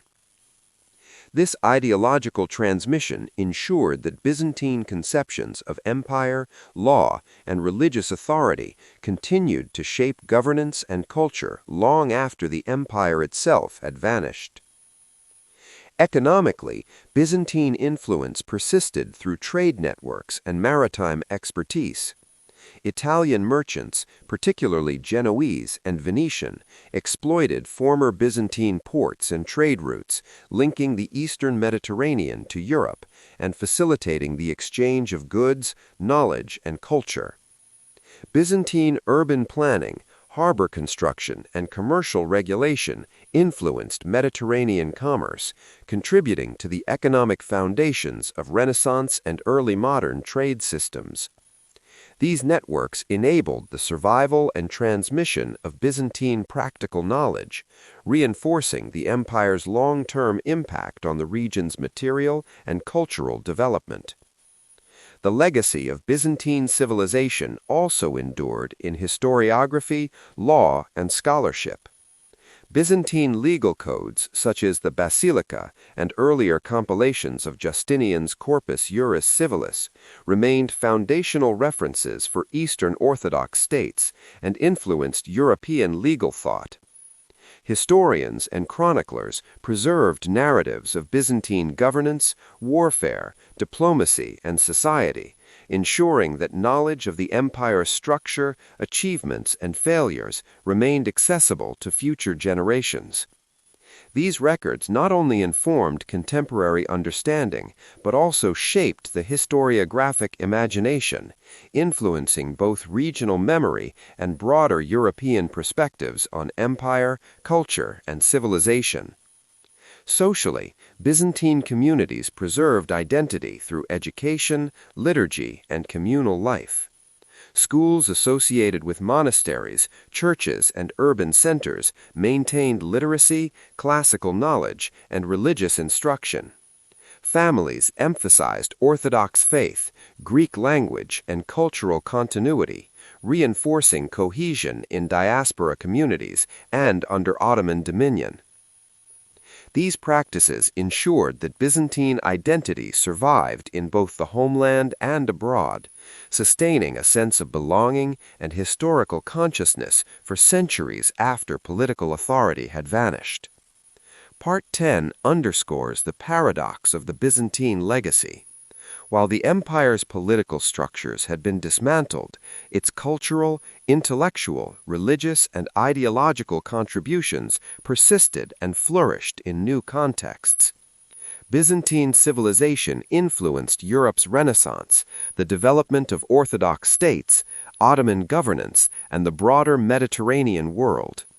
The empire's collapse did not erase its achievements, rather it transformed them into enduring elements of human civilization. This phase of history demonstrates that the power of an empire can extend beyond territorial control, surviving in ideas, faith, art, and scholarship, shaping societies far removed from its original political boundaries. Byzantium's final centuries, though marked by decline and catastrophe, reveal the extraordinary durability of cultural and spiritual identity, illustrating how a civilization can continue to influence the world even after its temporal authority has ended. In this sense, the Byzantine Empire remains one of history's most compelling examples of the enduring impact of human creativity, organization, and belief, proving that political defeat does not preclude lasting cultural and intellectual legacy. The 11th phase of Byzantine history examines the long-term influence of Byzantium across Eastern Europe, the Mediterranean, and beyond, tracing the empire's enduring legacy in politics, culture, religion, and intellectual life centuries after its fall.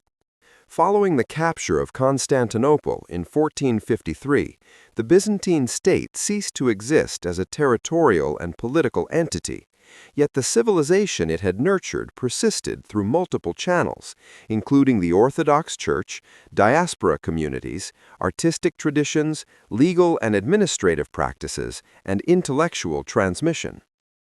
One of the most important continuities was the Orthodox Church, which maintained both religious and social authority in former Byzantine lands.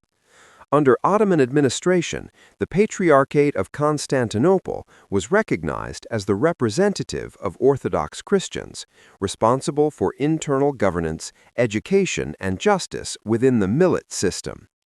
This arrangement preserved Byzantine hierarchical structures, ecclesiastical law, and liturgical practices, ensuring that the Church remained a central pillar of community identity.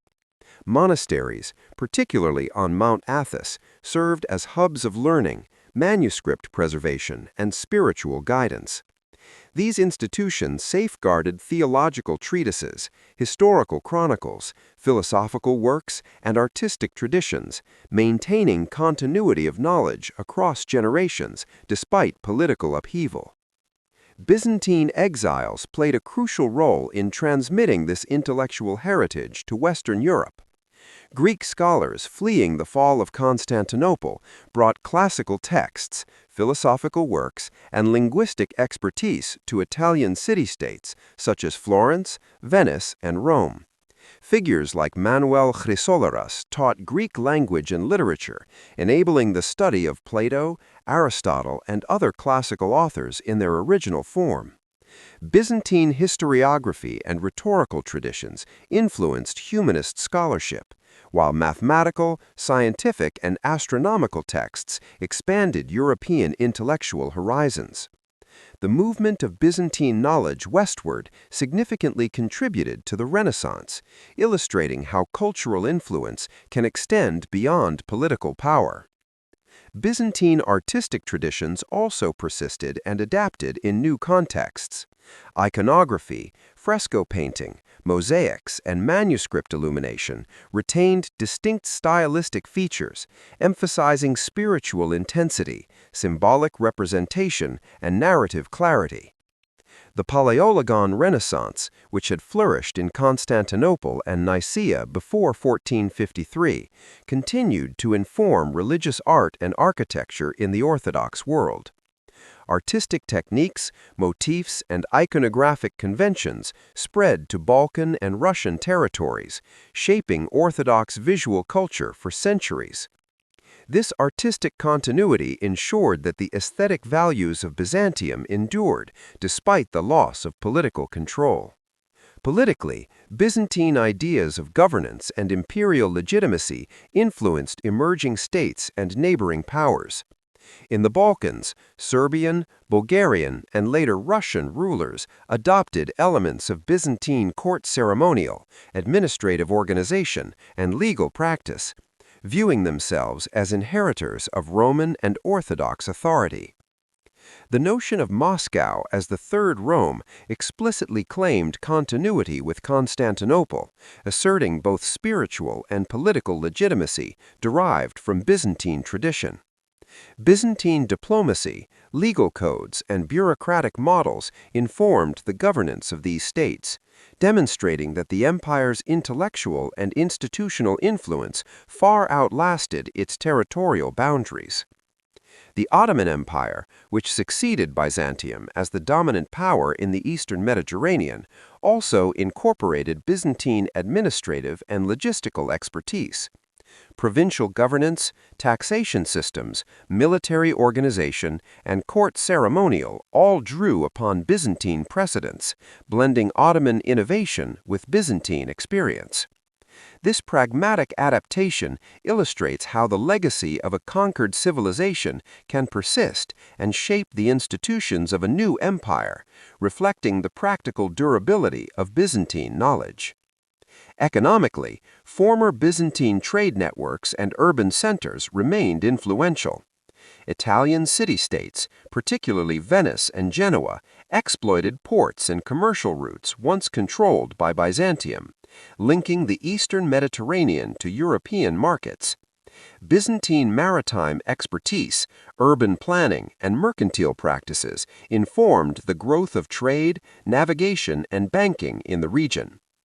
While the empire itself could no longer assert political or economic dominance, its legacy continued to structure commerce and connectivity across the Mediterranean for centuries. Socially, Byzantine communities preserved language, education, and identity through institutions, family networks, and religious practice. Schools associated with monasteries, churches, and urban centers maintained literacy, knowledge of classical Greek texts, and religious instruction, ensuring the transmission of culture to future generations. Families and local communities emphasized orthodoxy, Greek language, and historical consciousness, sustaining social cohesion even under foreign domination. These practices fostered resilience and continuity in diaspora communities throughout the Balkans, Anatolia, and the Mediterranean. The historiographical and literary traditions of Byzantium also ensured that knowledge of the empire's past remained vibrant. Chroniclers documented political events, military campaigns, theological debates, and social life, preserving a rich narrative record. These texts influenced later historians, theologians, and scholars who drew upon Byzantine models of historical inquiry, rhetorical sophistication, and moral interpretation. The memory of Byzantium as a political, cultural, and spiritual ideal informed both Eastern Orthodox and Western European perceptions of empire, civilization, and religious authority. The paradox of the 11th phase lies in the coexistence of decline and enduring influence.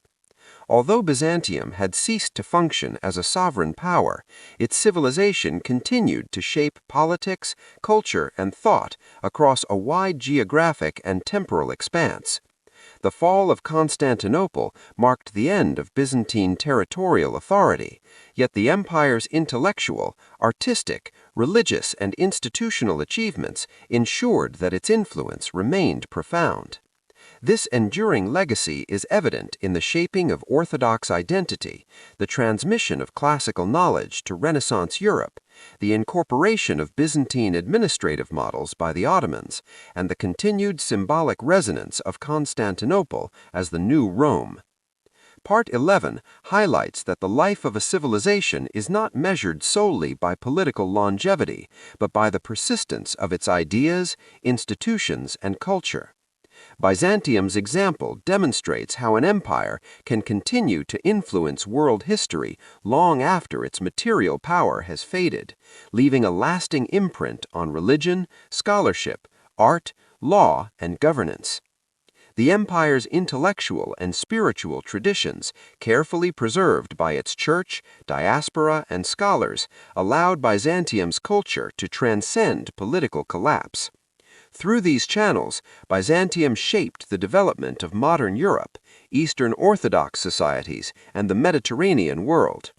Even centuries after the fall of Constantinople, the memory, ideals, and achievements of Byzantium continued to inspire rulers, thinkers, artists, and believers, confirming the enduring significance of a civilization that had once been the bridge between antiquity and the medieval world. The 11th phase thus closes with a reflection on resilience, adaptation, and the power of cultural and spiritual legacy. It underscores the lesson that political defeat does not necessarily erase civilization, and that the preservation of knowledge, faith, and identity can ensure the survival of cultural influence across time and space, a testament to the enduring greatness of Byzantium. The 12th phase of Byzantine history continues the exploration of the empire's profound and lasting influence on the political, cultural, and spiritual development of Europe, the Mediterranean, and the Near East, following the fall of Constantinople in 1453. Though the Byzantine state had ceased to exist as a territorial power, the civilization it had nurtured persisted through religion, scholarship, diplomacy, art, and legal traditions, leaving a legacy that would shape societies for centuries. One of the most significant continuities was the Orthodox Church, which preserved Byzantine identity and authority in former imperial territories under Ottoman rule. The Patriarchate of Constantinople retained legal and spiritual oversight over Orthodox Christians within the millet system, regulating education, religious life, and community affairs. Monastic centers, particularly Mount Athos, served as repositories of manuscripts, theological treatises, and historical records, maintaining continuity in religious, intellectual, and artistic traditions. The preservation of liturgy, theology, and ecclesiastical governance ensured that Byzantine culture and spiritual authority remained vibrant even in the absence of political control. Education and scholarship were vital instruments for sustaining Byzantine identity in exile and diaspora communities. Schools affiliated with monasteries, churches, and private tutors transmitted Greek language, classical literature, and Orthodox theology across generations. Byzantine scholars fleeing the Ottoman conquest settled in Italian city-states, most notably Florence and Venice, where they taught Greek language and literature, translating classical works and transmitting Byzantine knowledge to Western humanists. Figures such as Manuel Chrysoloras, George of Trebizond, and Cardinal Bessarion played pivotal roles in the revival of classical learning during the Renaissance, introducing Europe to original Greek texts of Plato, Aristotle, and Homer. The infusion of Byzantine scholarship into Western intellectual circles stimulated the development of philosophy, rhetoric, history, and science, making Byzantium a crucial bridge between antiquity and early modern Europe. Byzantine art also experienced both continuity and transformation during this period. Iconography, mosaics, frescoes, and illuminated manuscripts continued to be produced within the Orthodox world, reflecting both the spiritual intensity and stylistic conventions established over centuries. The Paleologan Renaissance, which had flourished in Constantinople and Nicaea before 1453, influenced artistic production in the Balkans, Crete, and Russia, ensuring that Byzantine aesthetic principles were transmitted across the Orthodox world. Artists preserved traditional iconographic forms while innovating in composition, color, and expression, demonstrating adaptability and creativity under new political circumstances. Byzantine architectural and engineering knowledge also persisted, influencing Ottoman fortifications, civic buildings, and ecclesiastical structures. Many Ottoman mosques and palaces incorporated elements derived from Byzantine design, including domes, arches, and decorative motifs, blending imperial aesthetic traditions with Islamic architectural practices. These adaptations illustrate the durability and practicality of Byzantine expertise, which survived not only in memory but also in tangible contributions to the built environment of a transformed empire. The political and ideological legacy of Byzantium extended far beyond its former territories.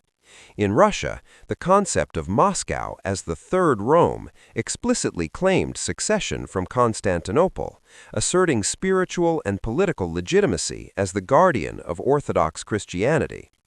Russian rulers adopted Byzantine court ceremonial, legal frameworks, and religious institutions, reinforcing a sense of continuity and imperial authority rooted in Byzantine precedent. In the Balkans, Serbian, Bulgarian, and Wallachian principalities similarly drew upon Byzantine administrative models, military organization, and ceremonial practices, integrating them into local governance while maintaining Orthodox religious identity. These developments ensured that Byzantine political thought, law, and ceremonial culture remained influential across Eastern Europe for centuries. Economically, former Byzantine cities continued to play a role in regional trade and commerce, though often under new political arrangements. Italian maritime republics, particularly Venice and Genoa, exploited the commercial networks, ports, and trade routes established during Byzantine rule, integrating the Eastern Mediterranean into broader European markets. Byzantine knowledge of navigation, urban planning, and mercantile practices facilitated this process, demonstrating the practical impact of Byzantine civilization on Mediterranean economic systems. Meanwhile, local Greek, Balkan, and Anatolian communities maintained small-scale trade, artisanal production, and agricultural management, preserving elements of economic life despite foreign domination. Socially, Byzantine communities demonstrated remarkable resilience, maintaining cohesion through family networks, religious observance, and cultural education. Monasteries, churches, and schools acted as centers of communal life, fostering literacy, knowledge transmission, and spiritual guidance. These institutions allowed Byzantine culture to endure, even as political structures disappeared, creating a durable cultural legacy that transcended temporal authority. Historiography and literature remained key instruments for preserving Byzantine memory and shaping collective consciousness. Chroniclers documented events of the empire's final centuries, the fall of Constantinople, and the struggles of successor states, offering narratives that combined historical recording, moral reflection, and theological interpretation. These texts reinforced a sense of identity and legitimacy among Byzantine exiles and their descendants, ensuring that the empire's political and cultural heritage remained accessible and influential. The memory of Byzantium also shaped European imagination, inspiring writers, artists, and political thinkers. Constantinople became a symbol of imperial majesty, Christian civilization, and the endurance of ancient traditions, influencing Renaissance art, literature, and diplomacy. European scholars and diplomats regarded Byzantium as a model of sophisticated administration, culture, and religious devotion, even as its political power had ended. Byzantine military traditions and strategic knowledge were another dimension of Byzantine influence. Ottoman forces, as well as Western powers operating in the Eastern Mediterranean, adapted Byzantine fortification techniques, siegecraft, and defensive strategies. Former Byzantine engineers, soldiers, and advisors often served in foreign courts, transmitting practical military knowledge that reflected centuries of strategic experience. These contributions reinforced Byzantium's enduring impact on regional warfare, fortification design, and military administration. Part 12 underscores the paradox of the Byzantine legacy. Political collapse did not erase the civilization's cultural, intellectual, religious, and practical achievements. While the empire no longer existed as a sovereign power, its influence persisted through the Orthodox Church, diasporic scholarship, art, legal systems, and the transmission of classical knowledge. Byzantine culture shaped the Renaissance, informed Ottoman governance, guided the formation of Orthodox states, and influenced Mediterranean trade and military practices. The empire's enduring significance demonstrates that the life of a civilization is measured not only by political authority, but also by the persistence and transmission of ideas, knowledge, faith, and cultural identity. The 12th phase reveals a civilization whose legacy transcended temporal defeat, illustrating how Byzantine culture, religion, and intellect continued to shape the development of Europe, the Mediterranean, and the Orthodox world for centuries after the fall of its capital, ensuring that Byzantium remained a defining force in world history. The 13th phase of Byzantine history explores the profound and multifaceted legacy of Byzantium in the centuries following the fall of Constantinople in 1453, emphasizing how its cultural, religious, intellectual, and artistic achievements continued to shape Eastern Europe, the Mediterranean, and even Western civilization. Although the Byzantine state had ceased to exist as a political entity, its civilization endured through the resilience of the Orthodox Church, the migration of scholars and artists, the preservation of law and administrative practices, and the influence of Byzantine ideas on successor states and neighboring powers. One of the most critical aspects of this legacy was the role of the Orthodox Church, which acted as the principal repository of Byzantine identity and authority in former imperial territories under Ottoman rule. The Patriarchate of Constantinople, recognized by the Ottomans as the spiritual and administrative leader of Orthodox Christians within the Millet system, exercised control over education, legal matters, and religious life. This arrangement allowed the continued functioning of ecclesiastical hierarchies, preservation of canonical law, and maintenance of liturgical practices, ensuring that the spiritual and cultural framework of Byzantium persisted despite the empire's political demise. Monastic institutions, particularly Mount Athos, became critical centers for the preservation and transmission of Byzantine learning. Monasteries safeguarded theological treatises, historical chronicles, philosophical works, and artistic production, serving as repositories of knowledge for both local communities and diaspora networks. The scriptoria within these monasteries continued the painstaking work of copying manuscripts, preserving classical and religious texts that would otherwise have been lost. Through these efforts, Byzantine scholarship, theology, and historiography remained active, shaping the intellectual environment of Orthodox Europe. The flight of Byzantine scholars to the West following the Ottoman conquest significantly influenced the Renaissance and early modern European intellectual landscape. Greek émigrés settled in Italian city-states such as Florence, Venice, and Rome, teaching Greek language, literature, philosophy, and science. Notable figures, including Manuel Chrysoloras, George of Trebizond, and Cardinal Bessarion, introduced the study of classical Greek texts in their original language, allowing Renaissance humanists direct access to Plato, Aristotle, Homer, and other foundational works of antiquity. Byzantine historiographical techniques, rhetorical methods, and philosophical discourse informed European scholarship, stimulating developments in history, theology, political theory, and philosophy. The transmission of Byzantine knowledge played a pivotal role in bridging the intellectual gap between the medieval and early modern worlds, demonstrating how the empire's cultural legacy could exert influence far beyond its former borders. Byzantine art continued to thrive in both the Orthodox East and diaspora communities, preserving distinctive stylistic and symbolic conventions while adapting to new contexts. Iconography, mosaics, frescoes, and illuminated manuscripts retained spiritual intensity, narrative clarity, and theological symbolism characteristic of centuries of Byzantine artistic tradition. The Paleologan Renaissance, which had flourished in Constantinople prior to 1453, left an enduring mark on these artistic expressions, influencing Orthodox iconography and ecclesiastical decoration in the Balkans, Russia, and the Aegean Islands. Artistic production demonstrated adaptability as Byzantine techniques merged with local styles while preserving essential aesthetic and spiritual qualities. Architectural knowledge from Byzantium also persisted, particularly in the design of churches, fortifications, and civic structures.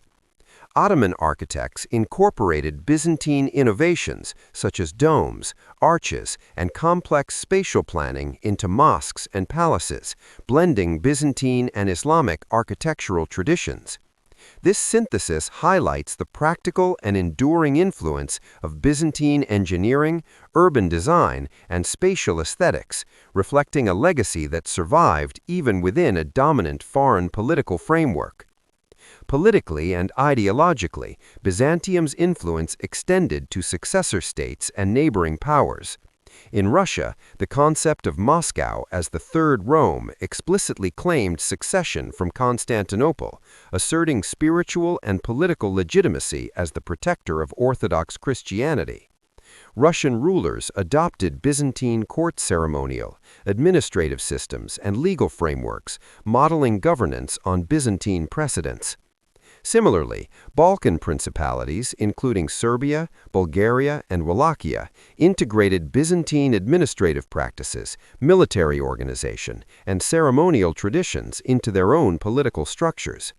This diffusion ensured that Byzantine concepts of imperial authority, law, and religious legitimacy continued to shape regional governance long after the fall of the empire.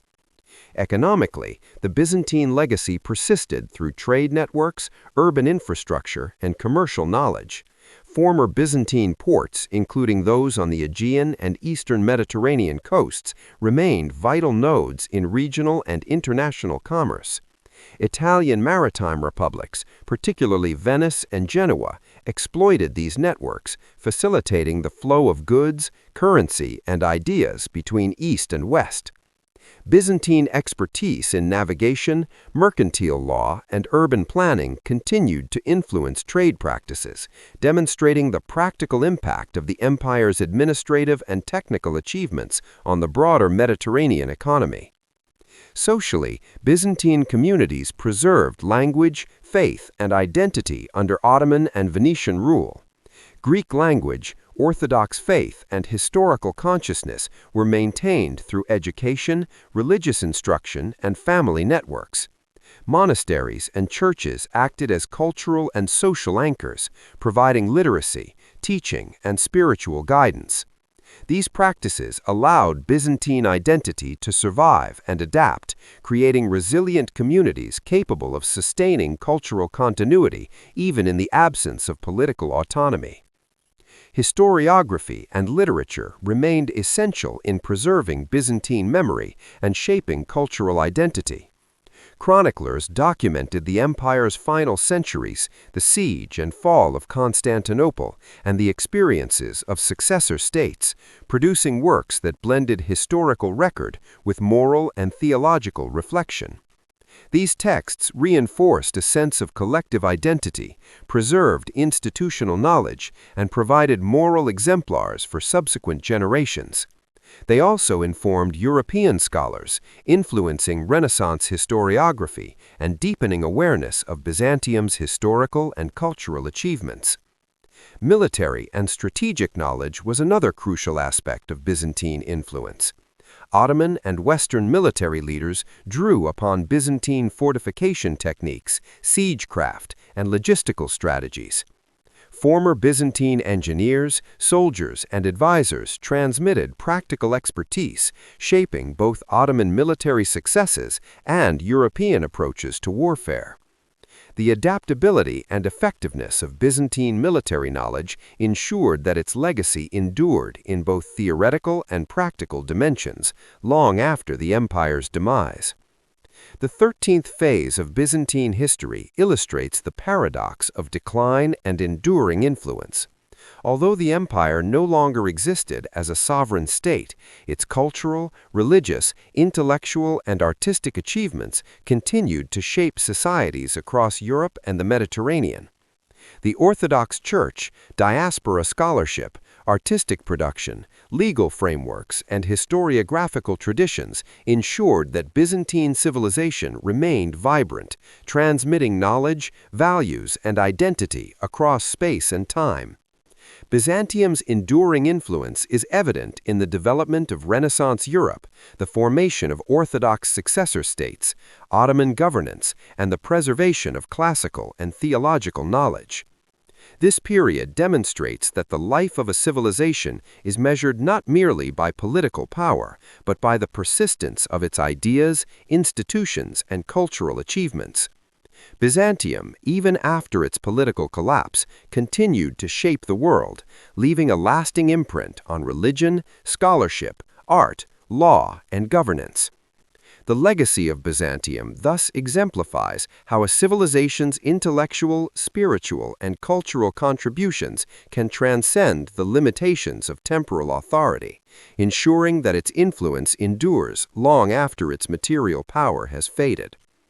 The 13th phase concludes by emphasizing the remarkable resilience of Byzantine civilization, a society that survived through exile, adaptation, and the preservation of knowledge, inspiring future generations and leaving an indelible mark on the course of European, Mediterranean, and Orthodox history. The 14th phase of Byzantine history examines the enduring spiritual, cultural, and intellectual influence of Byzantium following the empire's fall in 1453, emphasizing how its legacy persisted across Eastern Europe, the Mediterranean, and Western Christendom. Although the political and military structures of Byzantium had collapsed, its civilization survived through the Orthodox Church, diaspora communities, scholarly transmission, art, architecture, and the influence of Byzantine traditions on successor states and empires. One of the most enduring legacies of Byzantium was the Orthodox Church, which preserved the spiritual, social, and cultural identity of Byzantine civilization. Under Ottoman rule, the Patriarchate of Constantinople retained authority over Orthodox Christians through the millet system, administering religious life, education, and civil governance. Monasteries, particularly on Mount Athos, continued to serve as repositories of knowledge, theology, and art, safeguarding centuries of manuscripts, theological writings, and liturgical texts. This institutional continuity allowed Byzantine religious culture to endure, ensuring that Orthodox faith and practices remained central to community identity despite the absence of a sovereign Byzantine state. Education and scholarship played a crucial role in transmitting Byzantine knowledge and culture beyond the empire's political demise. Byzantine scholars who fled the Ottoman conquest settled in Italian city-states, including Florence, Venice, and Rome, where they taught Greek language, literature, philosophy, and science.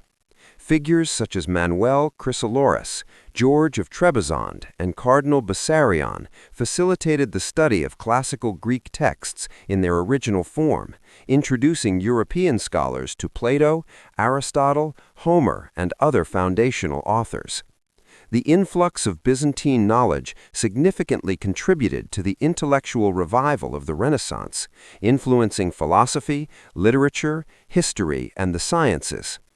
Byzantine historiography, with its emphasis on moral evaluation, rhetorical skill, and theological reflection, provided models for European historical writing, ensuring that Byzantium's historical consciousness continued to shape scholarly inquiry long after the empire's fall. Byzantine art also experienced continuity and transformation during this period. Iconography, mosaics, frescoes, and illuminated manuscripts preserved stylistic and symbolic conventions that emphasized spiritual expression, narrative clarity, and theological meaning. The Paleologan Renaissance, which had thrived in Constantinople prior to 1453, continued to inform artistic production in the Orthodox world, particularly in the Balkans, Russia, and the Aegean Islands. Artists adapted Byzantine motifs to local contexts, creating works that retained essential stylistic and symbolic qualities while addressing new aesthetic and cultural environments. Architectural knowledge was another area in which Byzantine influence persisted. Ottoman architects incorporated Byzantine techniques and design elements, including domes, arches, and spatial planning, into mosques, palaces, and civic structures. This blending of Byzantine and Islamic architectural practices illustrates the practical and enduring impact of Byzantine engineering and urban design. Moreover, the legacy of Byzantine fortification techniques influenced both Ottoman and European military architecture, ensuring the empire's strategic knowledge continued to inform warfare long after its political demise. The ideological and political influence of Byzantium extended to successor states and neighboring powers. Russian rulers, for example, embraced the concept of Moscow as the Third Rome, claiming succession from Constantinople and asserting authority as the defender of Orthodox Christianity. Russian ceremonial practices, legal codes, and administrative organization drew heavily on Byzantine precedents, demonstrating the empire's long-lasting influence on governance and imperial ideology. Similarly, Balkan principalities such as Serbia, Bulgaria, and Wallachia incorporated Byzantine administrative models, ceremonial traditions, and military organization, preserving elements of Byzantine political culture in their own states. Economically, the Byzantine legacy endured through trade, urban infrastructure, and mercantile expertise. Italian maritime republics, particularly Venice and Genoa, leveraged former Byzantine ports and trade networks to expand commerce throughout the Mediterranean. Byzantine knowledge of navigation, urban management, and mercantile law continued to shape regional trade practices, demonstrating that the empire's practical influence persisted even in the absence of territorial sovereignty. Socially, Byzantine communities maintained cohesion and identity through education, religion, and cultural practice. Families emphasized Orthodox faith, Greek language, and historical consciousness, while monasteries and churches served as centers of literacy, learning, and spiritual guidance. These institutions enabled the preservation of Byzantine identity in both homeland communities and diaspora populations scattered throughout Europe and the Mediterranean. Byzantine historiography and literature remained instrumental in preserving the empire's memory. Chronicles, theological works, and historical narratives documented the empire's final centuries, the siege and fall of Constantinople, and the experiences of successor states. These texts reinforced collective identity, transmitted moral and spiritual lessons, and provided a historical framework for subsequent generations. European scholars also engaged with Byzantine writings, integrating historical knowledge, rhetorical techniques, and philosophical insights into Renaissance thought. The 14th phase of Byzantine history demonstrates the paradoxical endurance of a civilization whose political power had vanished. While the empire ceased to exist as a sovereign state, its intellectual, cultural, artistic, religious, and ideological contributions continued to shape societies across Europe, the Mediterranean, and the Orthodox world. Byzantium's legacy is evident in the Renaissance, the formation of Orthodox successor states, Ottoman administration, and the persistence of Orthodox art and architecture. These achievements highlight the capacity of a civilization to influence the world long after its temporal authority has ended. Byzantium's cultural and spiritual resilience ensured that its ideas, traditions, and identity endured, shaping human thought, governance, religion, and art for centuries beyond the empire's fall. The 14th phase thus emphasizes the enduring significance of Byzantium as a cultural, intellectual, and spiritual force. It underscores the principle that a civilization's impact is not solely measured by territorial or military power, but by the persistence of its knowledge, institutions, and cultural achievements.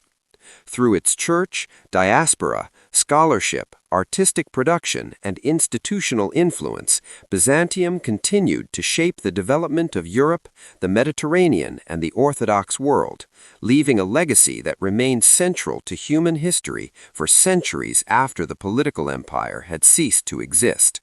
The 15th phase of Byzantine history examines the far-reaching and enduring influence of the Byzantine Empire following the fall of Constantinople in 1453, emphasizing the ways in which its cultural, intellectual, religious, and artistic legacies continued to shape societies in Eastern Europe, the Mediterranean, and Western Christendom.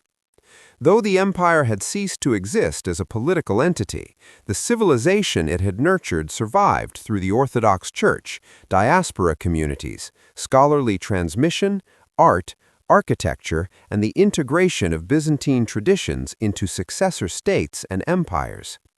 Central to this enduring influence was the Orthodox Church, which preserved both spiritual and social authority in former Byzantine territories under Ottoman rule.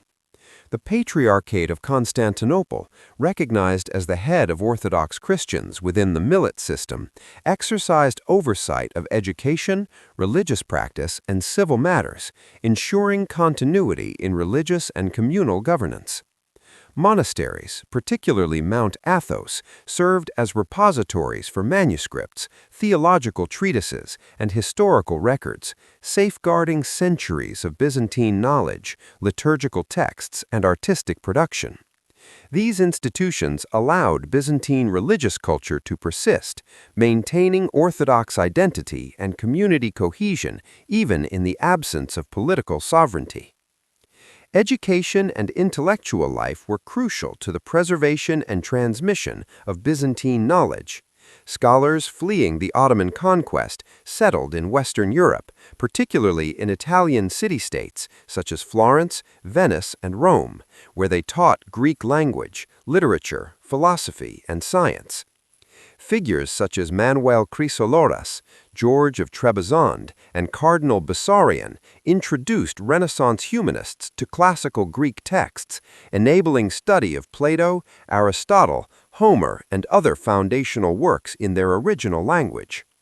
Byzantine historiography, rhetorical techniques, and philosophical traditions informed European scholarship, stimulating developments in history, philosophy, theology, and the sciences. The migration of Byzantine scholars thus played a pivotal role in bridging the intellectual gap between medieval Europe and the Renaissance, demonstrating the empire's influence beyond its territorial confines. Byzantine art also continued to flourish and adapt after the fall of the empire. Iconography, mosaics, frescoes, and illuminated manuscripts preserved centuries of stylistic and symbolic traditions, emphasizing spiritual intensity, narrative clarity, and theological meaning.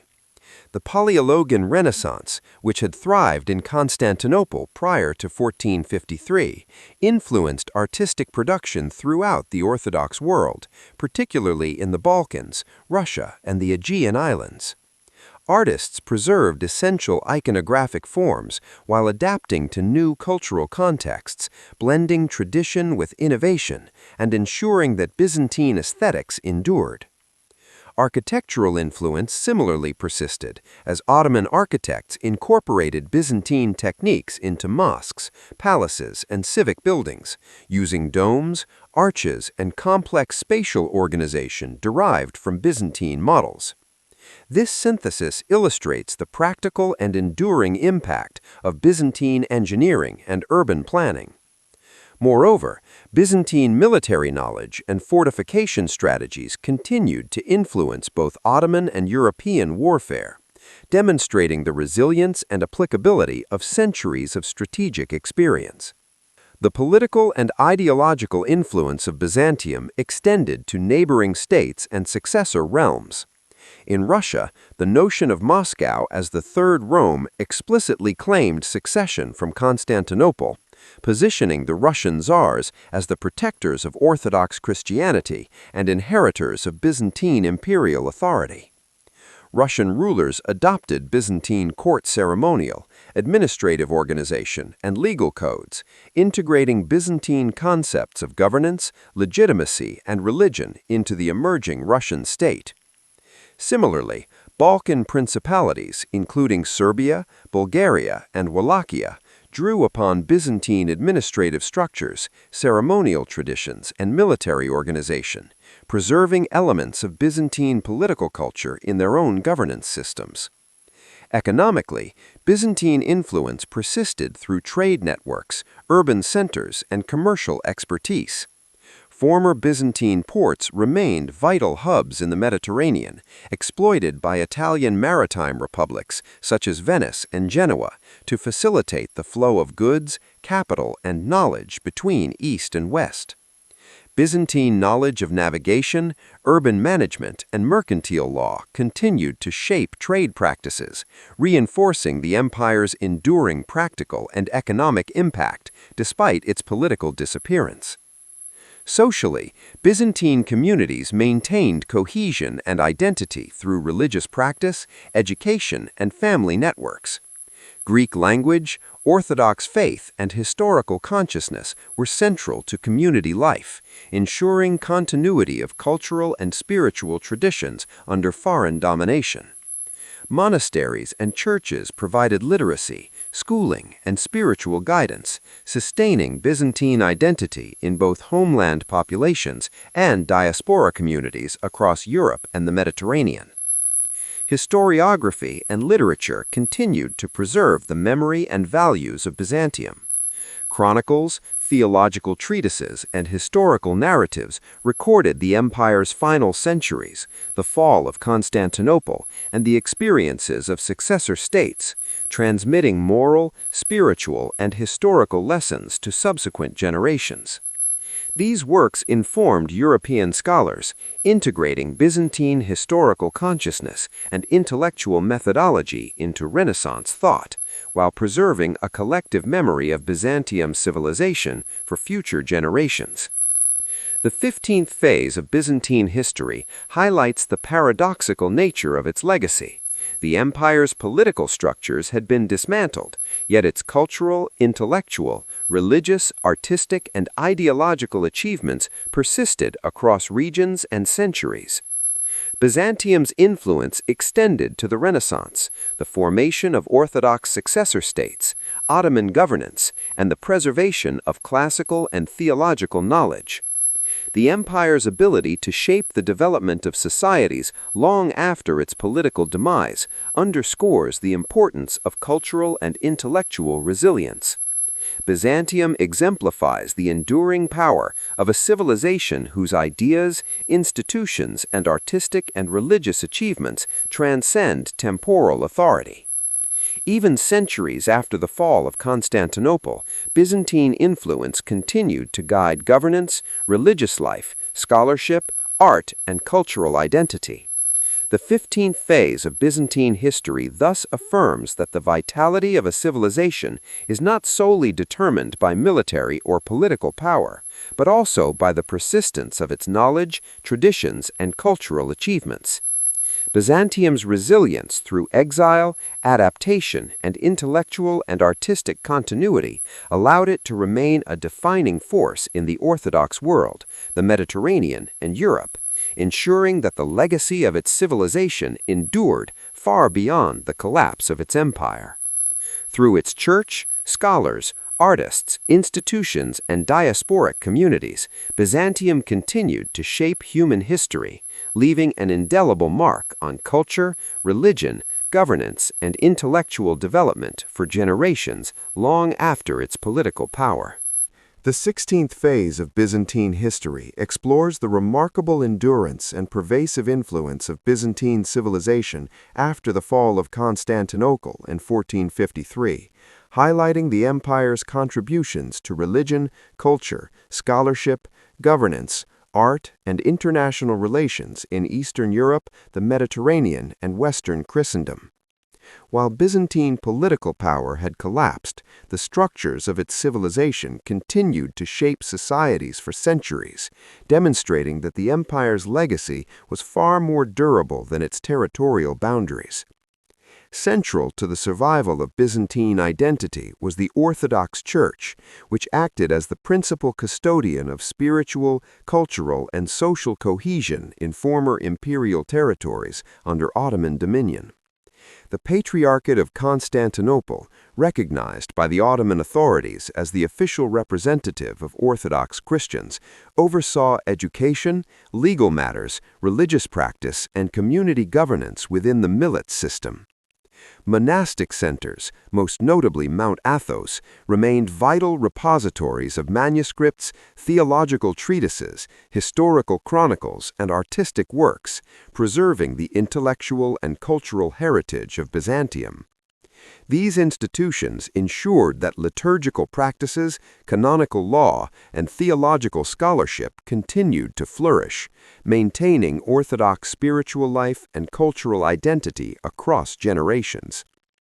Byzantine scholarship played a critical role in shaping European intellectual development during and after the Renaissance. Scholars fleeing Ottoman conquest settled in Italian city-states, particularly Florence, Venice, and Rome, where they introduced classical Greek texts and taught the Greek language, literature, philosophy, and sciences. Prominent figures such as Manuel Chrysoloras, George of Trebizond, and Cardinal Bessarion transmitted knowledge of Plato, Aristotle, Homer, and other foundational authors, enabling Renaissance humanists to study classical thought in its original form. Byzantine historiography and rhetorical techniques influenced European scholarship, providing methodological and philosophical models that shaped historical writing, literature, and political theory. In this way, Byzantium's intellectual influence extended far beyond its former political borders, bridging the medieval and early modern worlds and contributing directly to Europe's cultural and scientific revival. Artistic and architectural traditions of Byzantium also persisted and evolved in new contexts. Iconography, frescoes, mosaics, and illuminated manuscripts maintained centuries-old stylistic and symbolic conventions, emphasizing spiritual intensity, narrative clarity, and theological meaning. The Paleologan Renaissance, which had flourished in Constantinople prior to 1453, informed artistic production across the Orthodox world, particularly in the Balkans, Russia, and the Aegean Islands. Byzantine artists adapted traditional motifs to local contexts, preserving essential aesthetic and spiritual qualities while incorporating innovative elements. Byzantine architectural techniques influenced both ecclesiastical and secular buildings. Ottoman architects incorporated domes, arches, and spatial organization from Byzantine models into mosques, palaces, and civic structures, creating a synthesis that demonstrated the practical durability of Byzantine engineering and urban design. Byzantine military expertise also continued to shape warfare and defense in both the Ottoman Empire and European states. Byzantine fortification techniques, logistical planning, and strategic innovations were studied, adapted, and applied in the construction of fortresses, coastal defenses, and military campaigns. Former Byzantine engineers, soldiers, and advisors transmitted practical knowledge that ensured the continuation of Byzantine strategic expertise even under foreign rule. Ideologically and politically, Byzantium's legacy persisted in successor states and neighboring powers. Russia, embracing the concept of Moscow as the Third Rome, claimed continuity with Constantinople, asserting spiritual and political authority as the protector of Orthodox Christianity. Russian rulers adopted Byzantine court ceremonial, legal codes, and administrative practices, integrating Byzantine concepts of governance, legitimacy, and imperial ideology into the structure of the emerging Russian state.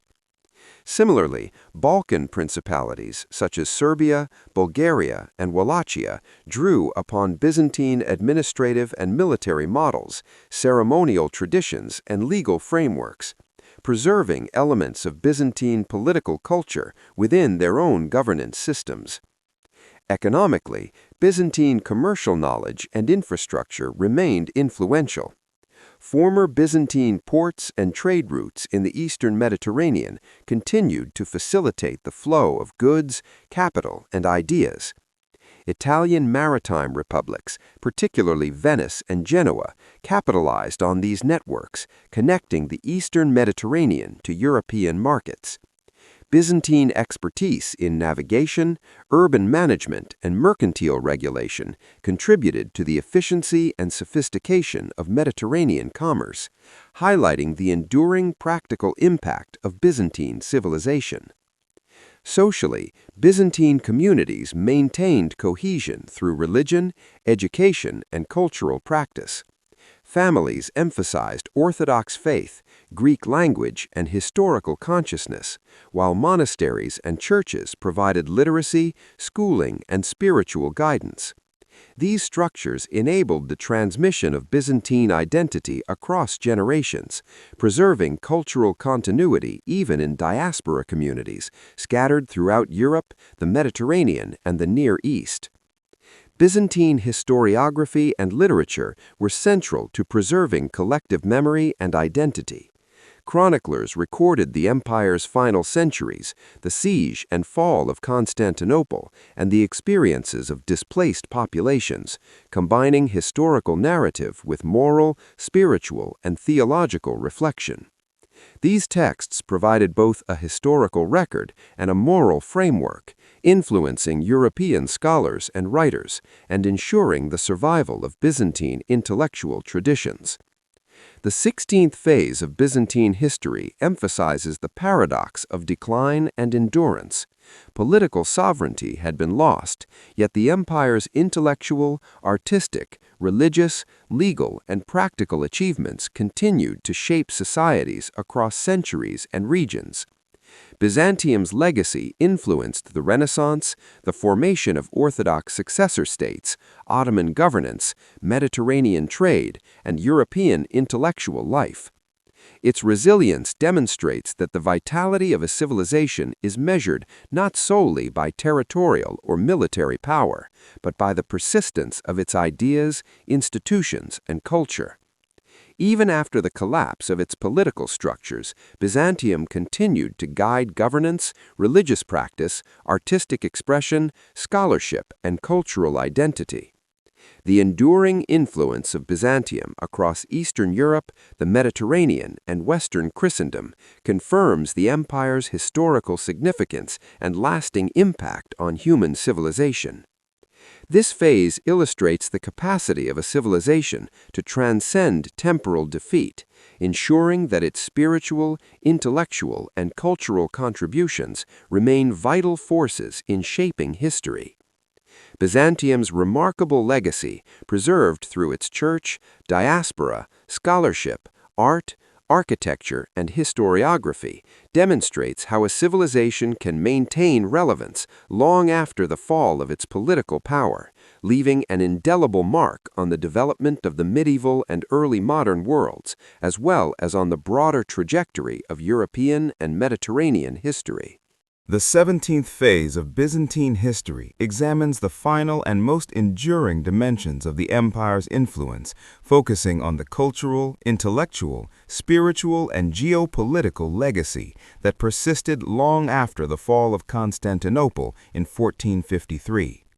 Though Byzantium ceased to exist as a territorial or political entity, its civilization demonstrated remarkable resilience, shaping Orthodox Christianity, the Renaissance, Ottoman governance, and the development of successor states across Eastern Europe, the Mediterranean, and beyond.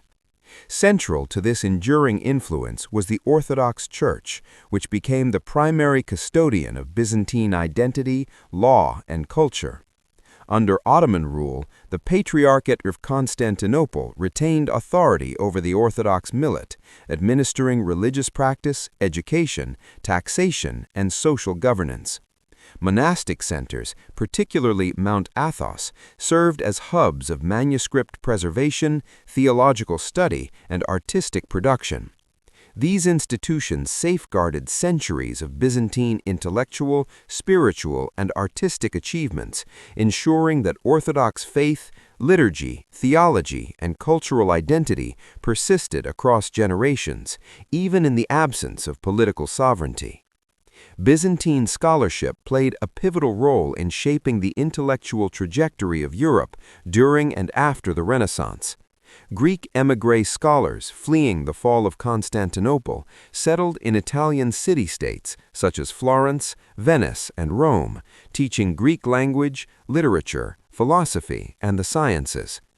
Figures like Manuel Chrysoloras, George of Trebizond, and Cardinal Bessarion introduced European humanists to classical texts in their original Greek, enabling direct engagement with Plato, Aristotle, Homer, and other foundational authors.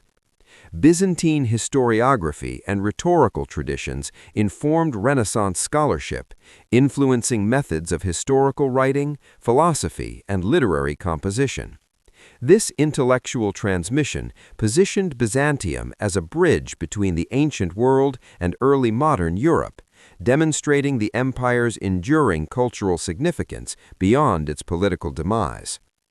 Artistic traditions of Byzantium also demonstrated remarkable continuity and adaptability.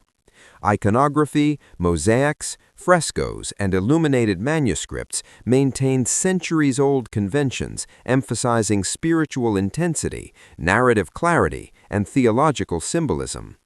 The Paleologan Renaissance, which had flourished in Constantinople before 1453, continued to inspire artists throughout the Orthodox world, particularly in the Balkans, Crete, and Russia. Byzantine artists preserved core iconographic forms while adapting to local contexts, ensuring that essential aesthetic, symbolic, and theological qualities endured. Byzantine architectural knowledge similarly shaped both sacred and secular buildings in successor societies. Ottoman architects integrated Byzantine techniques, including domes, arches, and complex spatial organization, into mosques, palaces, and civic structures, creating a synthesis that illustrated the practical durability and aesthetic sophistication of Byzantine engineering. Byzantine fortification strategies and military engineering also influenced Ottoman and European defense practices, demonstrating the empire's strategic and technological legacy. Politically and ideologically, Byzantium continued to shape neighboring states. The concept of Moscow as the Third Rome explicitly claimed succession from Constantinople, positioning Russian rulers as protectors of Orthodox Christianity and heirs to Byzantine imperial authority. Russian court ceremonial, legal codes, and administrative practices drew heavily on Byzantine precedent, integrating the empire's political and religious ideals into the emerging Russian state. Similarly, Balkan principalities, including Serbia, Bulgaria, and Wallachia, preserved Byzantine administrative structures, ceremonial forms, and military organization, ensuring that elements of Byzantine political culture persisted in regional governance. Economically, Byzantine commercial expertise and urban infrastructure influenced Mediterranean trade and commerce for centuries. Former Byzantine ports continued to serve as hubs for the exchange of goods, capital, and knowledge, exploited particularly by Italian maritime republics such as Venice and Genoa. Byzantine knowledge of navigation, urban planning, and mercantile law contributed to the efficiency and sophistication of Mediterranean commerce, demonstrating the empire's practical and enduring impact. Socially, Byzantine communities preserved cohesion and cultural identity through religious practice, education, and family networks. Greek language, Orthodox faith, and historical consciousness remained central to community life, with monasteries and churches providing literacy, schooling, and spiritual guidance. These institutions enabled the continuity of Byzantine identity in both homeland populations and diaspora communities scattered throughout Europe, the Mediterranean, and the Near East. Historiography and literature played an essential role in maintaining Byzantine memory and shaping cultural identity. Chroniclers recorded the empire's final centuries, the siege and fall of Constantinople, and the experiences of displaced populations, blending historical narrative with moral, spiritual, and theological reflection. These texts reinforced collective identity, preserved institutional knowledge, and provided moral exemplars for subsequent generations. European scholars also engaged with Byzantine writings, integrating historical knowledge, rhetorical techniques, and philosophical insights into Renaissance thought. Military and strategic expertise continued to demonstrate the empire's enduring influence. Ottoman and European military leaders adapted Byzantine fortification techniques, logistical strategies, and defensive innovations. Former Byzantine engineers, soldiers, and advisors transmitted practical knowledge, shaping the conduct of warfare, the design of fortresses, and the organization of armies for centuries after the empire's collapse. The 17th phase highlights the paradoxical persistence of Byzantium. Although political authority had vanished, the empire's cultural, intellectual, artistic, and religious contributions continued to shape societies across Europe, the Mediterranean, and the Orthodox world. Its influence was evident in the Renaissance, the formation of Orthodox successor states, Ottoman administration, and the preservation of classical and theological knowledge. Byzantium's resilience demonstrates that a civilization's vitality is measured not solely by territorial or military power, but by the persistence of its ideas, institutions, and cultural achievements. Even centuries after the fall of Constantinople, Byzantine influence continued to guide governance, religious life, scholarship, art, and cultural identity. The empire's legacy endured through its church, diaspora, scholarship, artistic production, architecture, and historiography, ensuring that Byzantium remained a defining force in world history. This phase closes by emphasizing that the life of a civilization is not measured solely by military or political success, but by the durability and transmission of its knowledge, values, and cultural achievements. Byzantium, through its church, scholars, artists, institutions, and diaspora, maintained relevance long after its political structures vanished, leaving a legacy that shaped the trajectory of Europe, the Orthodox world, and the broader Mediterranean for generations, affirming the enduring greatness of Byzantine civilization. The 18th phase of Byzantine history focuses on the long-term legacy of the empire, examining the profound and enduring impact of Byzantine civilization on religion, culture, politics, art, education, and international relations in Eastern Europe, the Mediterranean, and Western Christendom after the fall of Constantinople in 1453. Though the Byzantine state had ceased to exist as a political entity, its institutions, ideas, and traditions demonstrated remarkable resilience, continuing to shape societies for centuries. Central to the preservation of Byzantine identity and influence was the Orthodox Church, which functioned as the spiritual, cultural, and administrative custodian of Byzantine heritage under Ottoman rule.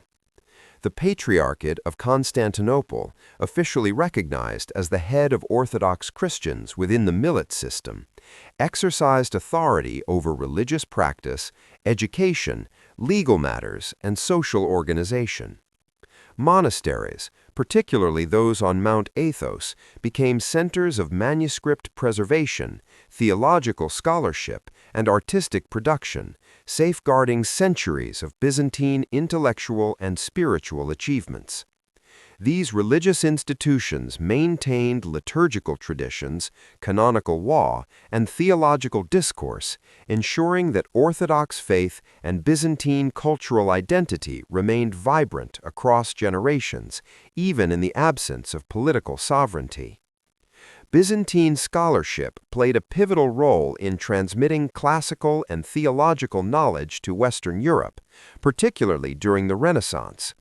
Scholars fleeing the fall of Constantinople settled in Italian city-states such as Florence, Venice, and Rome, teaching Greek language, literature, philosophy, and sciences. Eminent figures such as Manuel Chrysoloras, George of Trebizond, and Cardinal Bessarion facilitated the study of classical texts in their original Greek, enabling Renaissance humanists to engage directly with Plato, Aristotle, Homer, and other foundational works. Byzantine historiography, rhetoric, and philosophical traditions deeply influenced European scholarship, contributing to the development of historical methodology, literature, and political thought. The migration of Byzantine knowledge bridged the medieval and early modern intellectual worlds, demonstrating the empire's enduring cultural significance beyond its territorial boundaries. Byzantine art and architecture also exhibited continuity and adaptation after 1453. Iconography, mosaics, frescoes, and illuminated manuscripts preserved centuries-old conventions, emphasizing spiritual intensity, symbolic representation, and narrative clarity. The Paleologan Renaissance, which had flourished in Constantinople prior to its fall, informed artistic production in the Balkans, Russia, and the Aegean Islands, ensuring the transmission of Byzantine aesthetics and theological symbolism. Artists adapted traditional forms to new contexts while preserving essential spiritual and visual principles. Byzantine architectural techniques influenced both sacred and secular structures. Ottoman architects incorporated domes, arches, and complex spatial organization derived from Byzantine models into mosques, palaces, and civic buildings, creating a synthesis that illustrated the durability and versatility of Byzantine engineering and urban design. Byzantine knowledge of fortification, siegecraft, and military logistics continued to shape Ottoman and European defense practices, ensuring that strategic innovations developed over centuries remained relevant long after the empire's political demise. Politically, Byzantium's ideological legacy extended to successor states and neighboring powers. Russia, embracing the concept of Moscow as the Third Rome, claimed succession from Constantinople, positioning the czars as protectors of Orthodox Christianity and heirs to Byzantine imperial authority. Russian court ceremonial, administrative organization, and legal codes drew heavily on Byzantine precedent, integrating imperial ideology, governance models, and religious authority into the emerging Russian state. Similarly, Balkan principalities, including Serbia, Bulgaria, and Wallachia, adopted Byzantine administrative structures, military organization, and ceremonial practices, preserving elements of Byzantine political culture and reinforcing Orthodox identity within their realms. Economically, the Byzantine legacy endured through trade networks, urban infrastructure, and commercial expertise. Former Byzantine ports and trading centers remained vital hubs in the eastern Mediterranean, exploited by Italian maritime republics such as Venice and Genoa to facilitate commerce and cultural exchange.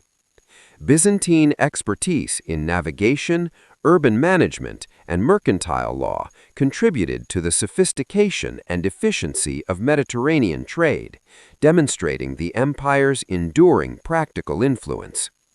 Socially, Byzantine communities maintained cohesion and cultural continuity through religion, education, and family networks. Greek language, Orthodox faith, and historical consciousness formed the core of community identity. Monasteries and churches served as centers for literacy, schooling, and spiritual guidance, ensuring that Byzantine cultural and religious practices persisted in both homeland populations and diaspora communities dispersed across Europe, the Mediterranean, and the Near East. Historiography and literature played a central role in preserving the memory of Byzantium and shaping collective identity. Chroniclers documented the empire's final centuries, the siege and fall of Constantinople, and the experiences of displaced populations, blending historical narrative with moral, theological, and political reflection. These works reinforced cultural identity, transmitted institutional knowledge, and provided moral and spiritual exemplars for subsequent generations. European scholars engaged with Byzantine texts, integrating historical understanding, rhetorical methods, and philosophical insights into Renaissance thought, thereby extending Byzantine's intellectual influence across the continent. Military and strategic knowledge continued to be a critical dimension of Byzantine influence. Ottoman and European leaders studied Byzantine fortification techniques, logistical strategies, and military innovations, applying them in campaigns, fortress construction, and army organization. Former Byzantine engineers, strategists, and soldiers transmitted practical knowledge that shaped the development of warfare for centuries after the empire's political collapse. The 18th phase emphasizes the paradoxical endurance of Byzantine civilization. Despite losing political authority, the empire's intellectual, cultural, religious, and practical achievements continued to shape societies across Eastern Europe, the Mediterranean, and Western Christendom. Its influence was evident in the Renaissance, the formation of Orthodox successor states, Ottoman administration, artistic production, and the preservation of classical and theological knowledge. Byzantium's resilience illustrates that the vitality of a civilization is measured not solely by military or political power, but by the persistence of its institutions, ideas, and cultural achievements. Even centuries after the fall of Constantinople, Byzantine influence continued to guide governance, religious life, scholarship, art, architecture, and cultural identity. Its legacy endured through its church, scholars, artists, architects, institutions, and diaspora communities, ensuring that Byzantium remained a defining force in human history. This phase underscores the enduring relevance of Byzantine civilization, demonstrating the capacity of cultural, intellectual, and spiritual traditions to survive temporal defeat and continue to shape human affairs. Byzantium's legacy through adaptation, education, scholarship, art, architecture, and religious devotion ensured that its civilization influenced successive generations, leaving an indelible mark on Europe, the Orthodox world, and the Mediterranean, confirming the lasting greatness and significance of Byzantine civilization in world history.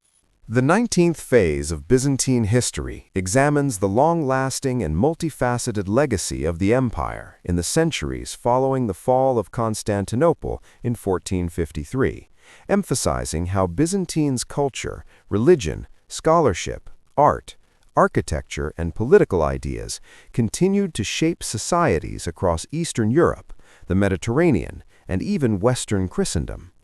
While the Byzantine state had ceased to exist as a political entity, its civilization endured through the Orthodox Church, diaspora communities, scholars, artists, architects, and the transmission of administrative and legal frameworks to successor states and neighboring powers. Central to the persistence of Byzantine influence was the Orthodox Church, which became the principal custodian of spiritual, cultural, and societal continuity under Ottoman rule. The Patriarchate of Constantinople, recognized by the Ottoman authorities as the representative of Orthodox Christians, oversaw education, legal matters, and community governance within the millet system, providing a structured framework for religious and social life. Monasteries, particularly Mount Athos, served as vital centers for manuscript preservation, theological scholarship, and artistic production. These institutions safeguarded centuries of Byzantine knowledge, liturgical texts, historical chronicles, and artistic works, ensuring that Orthodox faith, liturgy, theological study, and cultural identity persisted despite the loss of political sovereignty. Byzantine scholarship continued to exert a profound influence on Europe, particularly during the Renaissance. Greek scholars who fled the Ottoman conquest settled in Italian city-states such as Florence, Venice, and Rome, teaching Greek language, literature, philosophy, and sciences. Prominent figures like Manuel Chrysoloras, George of Trebizond, and Cardinal Bessarion facilitated access to classical Greek texts in their original form, enabling European humanists to study Plato, Aristotle, Homer, and other foundational works. Byzantine historiography, rhetorical techniques, and philosophical thought deeply influenced Renaissance scholarship, contributing to the development of historical methodology, literature, and political theory. The migration of Byzantine intellectuals bridged the medieval and early modern worlds, highlighting the enduring cultural significance of Byzantium beyond its political demise. Byzantine art remained central to cultural continuity, preserving centuries-old stylistic and symbolic traditions. Iconography, frescoes, mosaics, and illuminated manuscripts emphasized spiritual intensity, narrative clarity, and theological symbolism. The Paleologan Renaissance, which had flourished in Constantinople prior to 1453, continued to inspire artistic production in the Balkans, Crete, and Russia, ensuring the transmission of Byzantine aesthetics and religious motifs. Artists adapted traditional forms to local contexts while preserving essential spiritual and visual principles, maintaining continuity even under foreign domination. Architectural knowledge was another key element of Byzantine influence. Ottoman architects incorporated Byzantine techniques, including domes, arches, and complex spatial organization, into mosques, palaces, and civic buildings, demonstrating the practical durability and aesthetic sophistication of Byzantine engineering. Byzantine fortification methods, siegecraft, and logistical strategies continued to influence Ottoman and European military practices, ensuring the application of centuries of strategic knowledge in subsequent conflicts. Politically and ideologically, Byzantium's legacy persisted in Russia and the Balkans. Moscow, claiming to be the Third Rome, positioned itself as the successor of Constantinople, asserting authority over Orthodox Christianity and adopting Byzantine court ceremonial, administrative organization, and legal codes. Balkan principalities such as Serbia, Bulgaria, and Wallachia preserved Byzantine administrative structures, military organization, and ceremonial traditions, ensuring the continuity of Byzantine political culture and reinforcing Orthodox identity in these regions. Economically, Byzantine commercial networks and urban infrastructure continued to play a crucial role in the Mediterranean trade. Former Byzantine ports remained vital hubs for commerce, utilized particularly by Italian maritime republics like Venice and Genoa to facilitate the exchange of goods, capital, and knowledge between East and West. Byzantine expertise in navigation, urban planning, and mercantile regulation contributed to the efficiency and sophistication of Mediterranean trade, demonstrating the empire's enduring practical influence. Socially, Byzantine communities maintained cohesion and cultural identity through religion, education, and family structures. Greek language, Orthodox faith, and historical consciousness were central to community life. Monasteries and churches provided literacy, education, and spiritual guidance, preserving Byzantine traditions in both homeland populations and diaspora communities across Europe, the Mediterranean, and the Near East. Historiography and literature remained critical to preserving Byzantine memory and shaping cultural identity.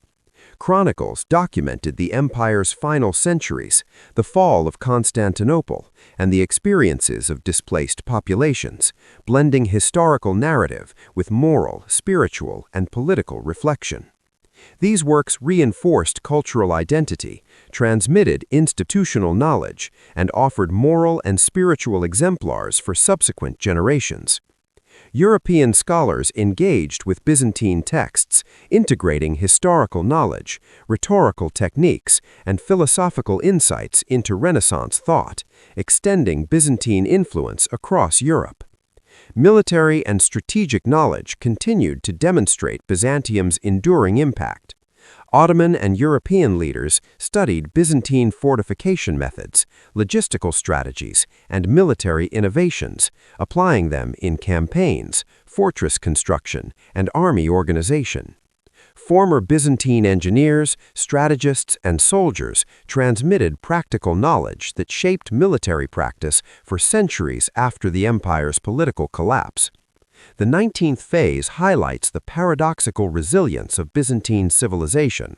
Political authority had vanished, yet the empire's cultural, intellectual, artistic, and religious contributions continued to shape societies across centuries and regions.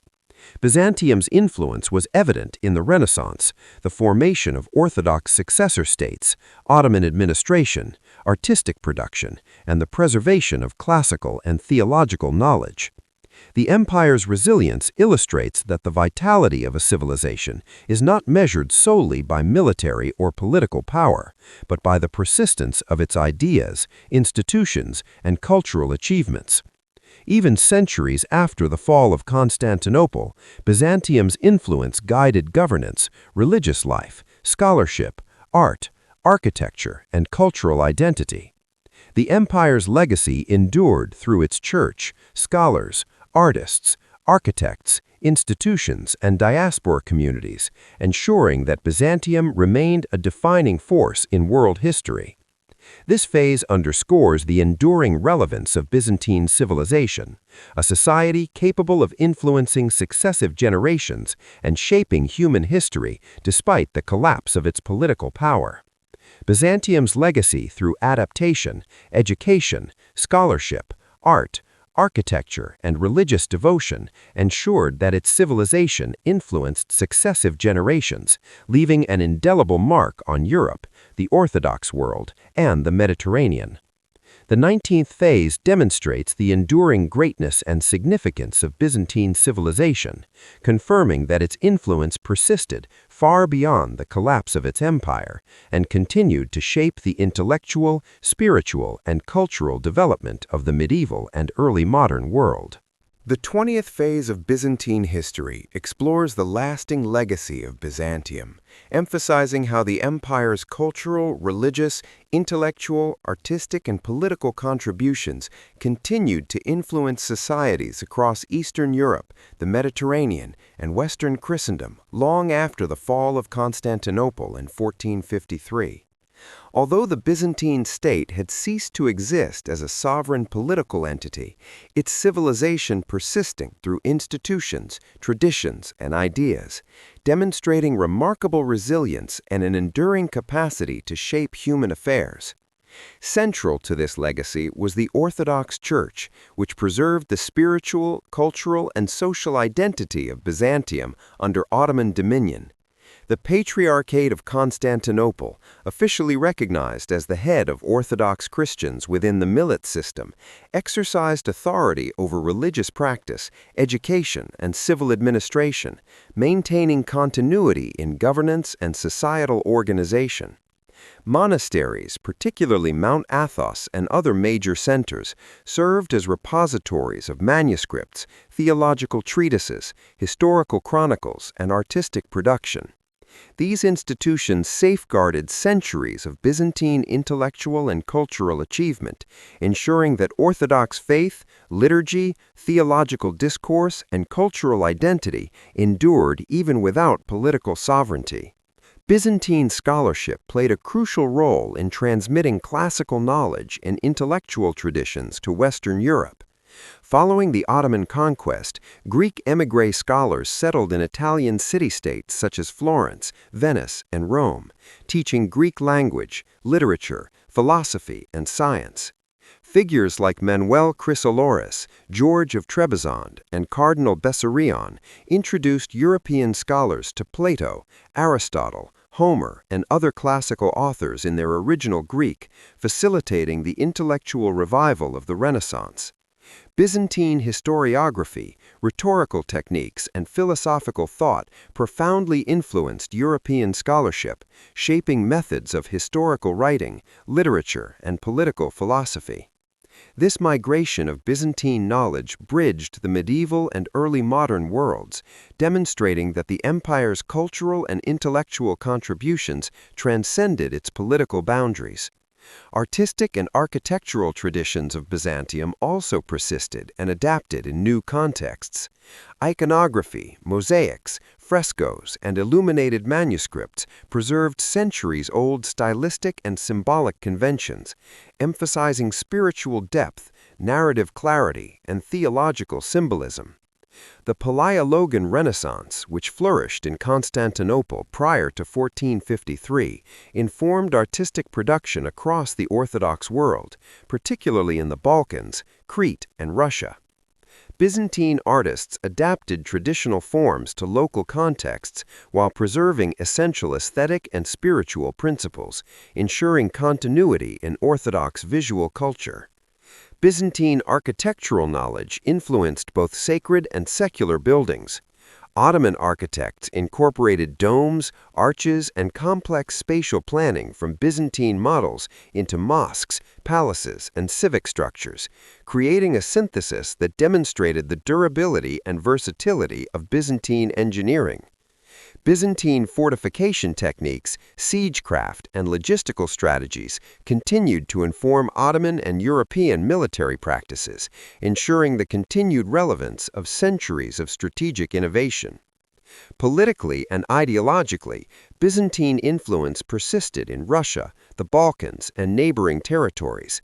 Moscow, claiming the title of the Third Rome, positioned itself as the successor to Constantinople, asserting spiritual and political authority as protector of Orthodox Christianity.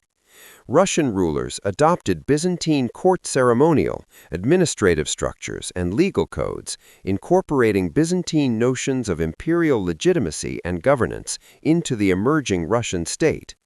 Balkan principalities, including Serbia, Bulgaria, and Wallachia, likewise retained Byzantine administrative, military, and ceremonial practices, preserving elements of Byzantine political culture and reinforcing Orthodox identity within their domains. Economically, Byzantine expertise continued to shape Mediterranean trade and urban life. Former Byzantine ports and urban centers remained hubs of commerce, exploited by Italian maritime republics such as Venice and Genoa to facilitate the exchange of goods, capital, and knowledge.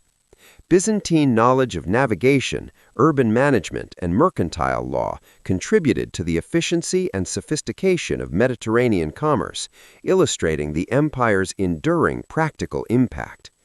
Socially, Byzantine communities maintained cohesion and cultural continuity through religion, education, and family networks. Greek language, Orthodox faith, and historical consciousness remained central to communal life. Monasteries and churches provided literacy, schooling, and spiritual guidance, preserving Byzantine traditions in both homeland populations and diaspora communities throughout Europe, the Mediterranean, and the Near East.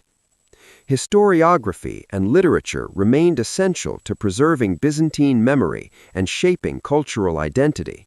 Chronicles, theological works, and historical narratives recorded the empire's final centuries, the siege and fall of Constantinople, and the experiences of displaced populations, blending historical narrative with moral, spiritual, and political reflection. These works reinforced collective identity, transmitted institutional knowledge, and provided moral exemplars for successive generations. European scholars engaged with Byzantine texts, integrating historical knowledge, rhetorical techniques, and philosophical insights into Renaissance thought, further extending Byzantine influence across the continent. Military and strategic knowledge continued to demonstrate the practical significance of Byzantine heritage. Ottoman and European leaders studied Byzantine fortification techniques, logistical strategies, and military innovations, applying them in campaigns, fortress construction, and army organization. Former Byzantine engineers, strategists, and soldiers transmitted practical expertise that shaped the conduct of warfare for centuries after the collapse of the empire. The 20th phase underscores the paradoxical resilience of Byzantine civilization. Political power had vanished, yet the empire's cultural, intellectual, religious, artistic, and practical achievements continued to shape societies across centuries and regions. Byzantium's influence is evident in the Renaissance, the formation of Orthodox successor states, Ottoman administration, artistic production, the preservation of classical and theological knowledge, and the shaping of political and religious thought. This resilience demonstrates that the vitality of a civilization is measured not solely by territorial or military power, but by the persistence of its ideas, institutions, and cultural achievements. Even centuries after the fall of Constantinople, Byzantine influence guided governance, religious practice, scholarship, art, architecture, and cultural identity. The empire's legacy endured through its church, scholars, artists, architects, institutions, and diaspora communities, ensuring that Byzantium remained a defining force in world history. This phase highlights the enduring relevance of Byzantine civilization, a society capable of influencing successive generations and shaping human history despite the collapse of its political structures. Byzantium's legacy, transmitted through adaptation, education, scholarship, art, architecture, and religious devotion, ensured that the civilization continued to inform and shape Europe, the Orthodox world, and the Mediterranean. The 20th phase demonstrates the lasting greatness and significance of Byzantine civilization, confirming that its influence persisted long after the empire's fall, leaving an indelible imprint on the intellectual, spiritual, cultural, and political development of the medieval and early modern world, and cementing Byzantium's position as one of history's most enduring and influential civilizations.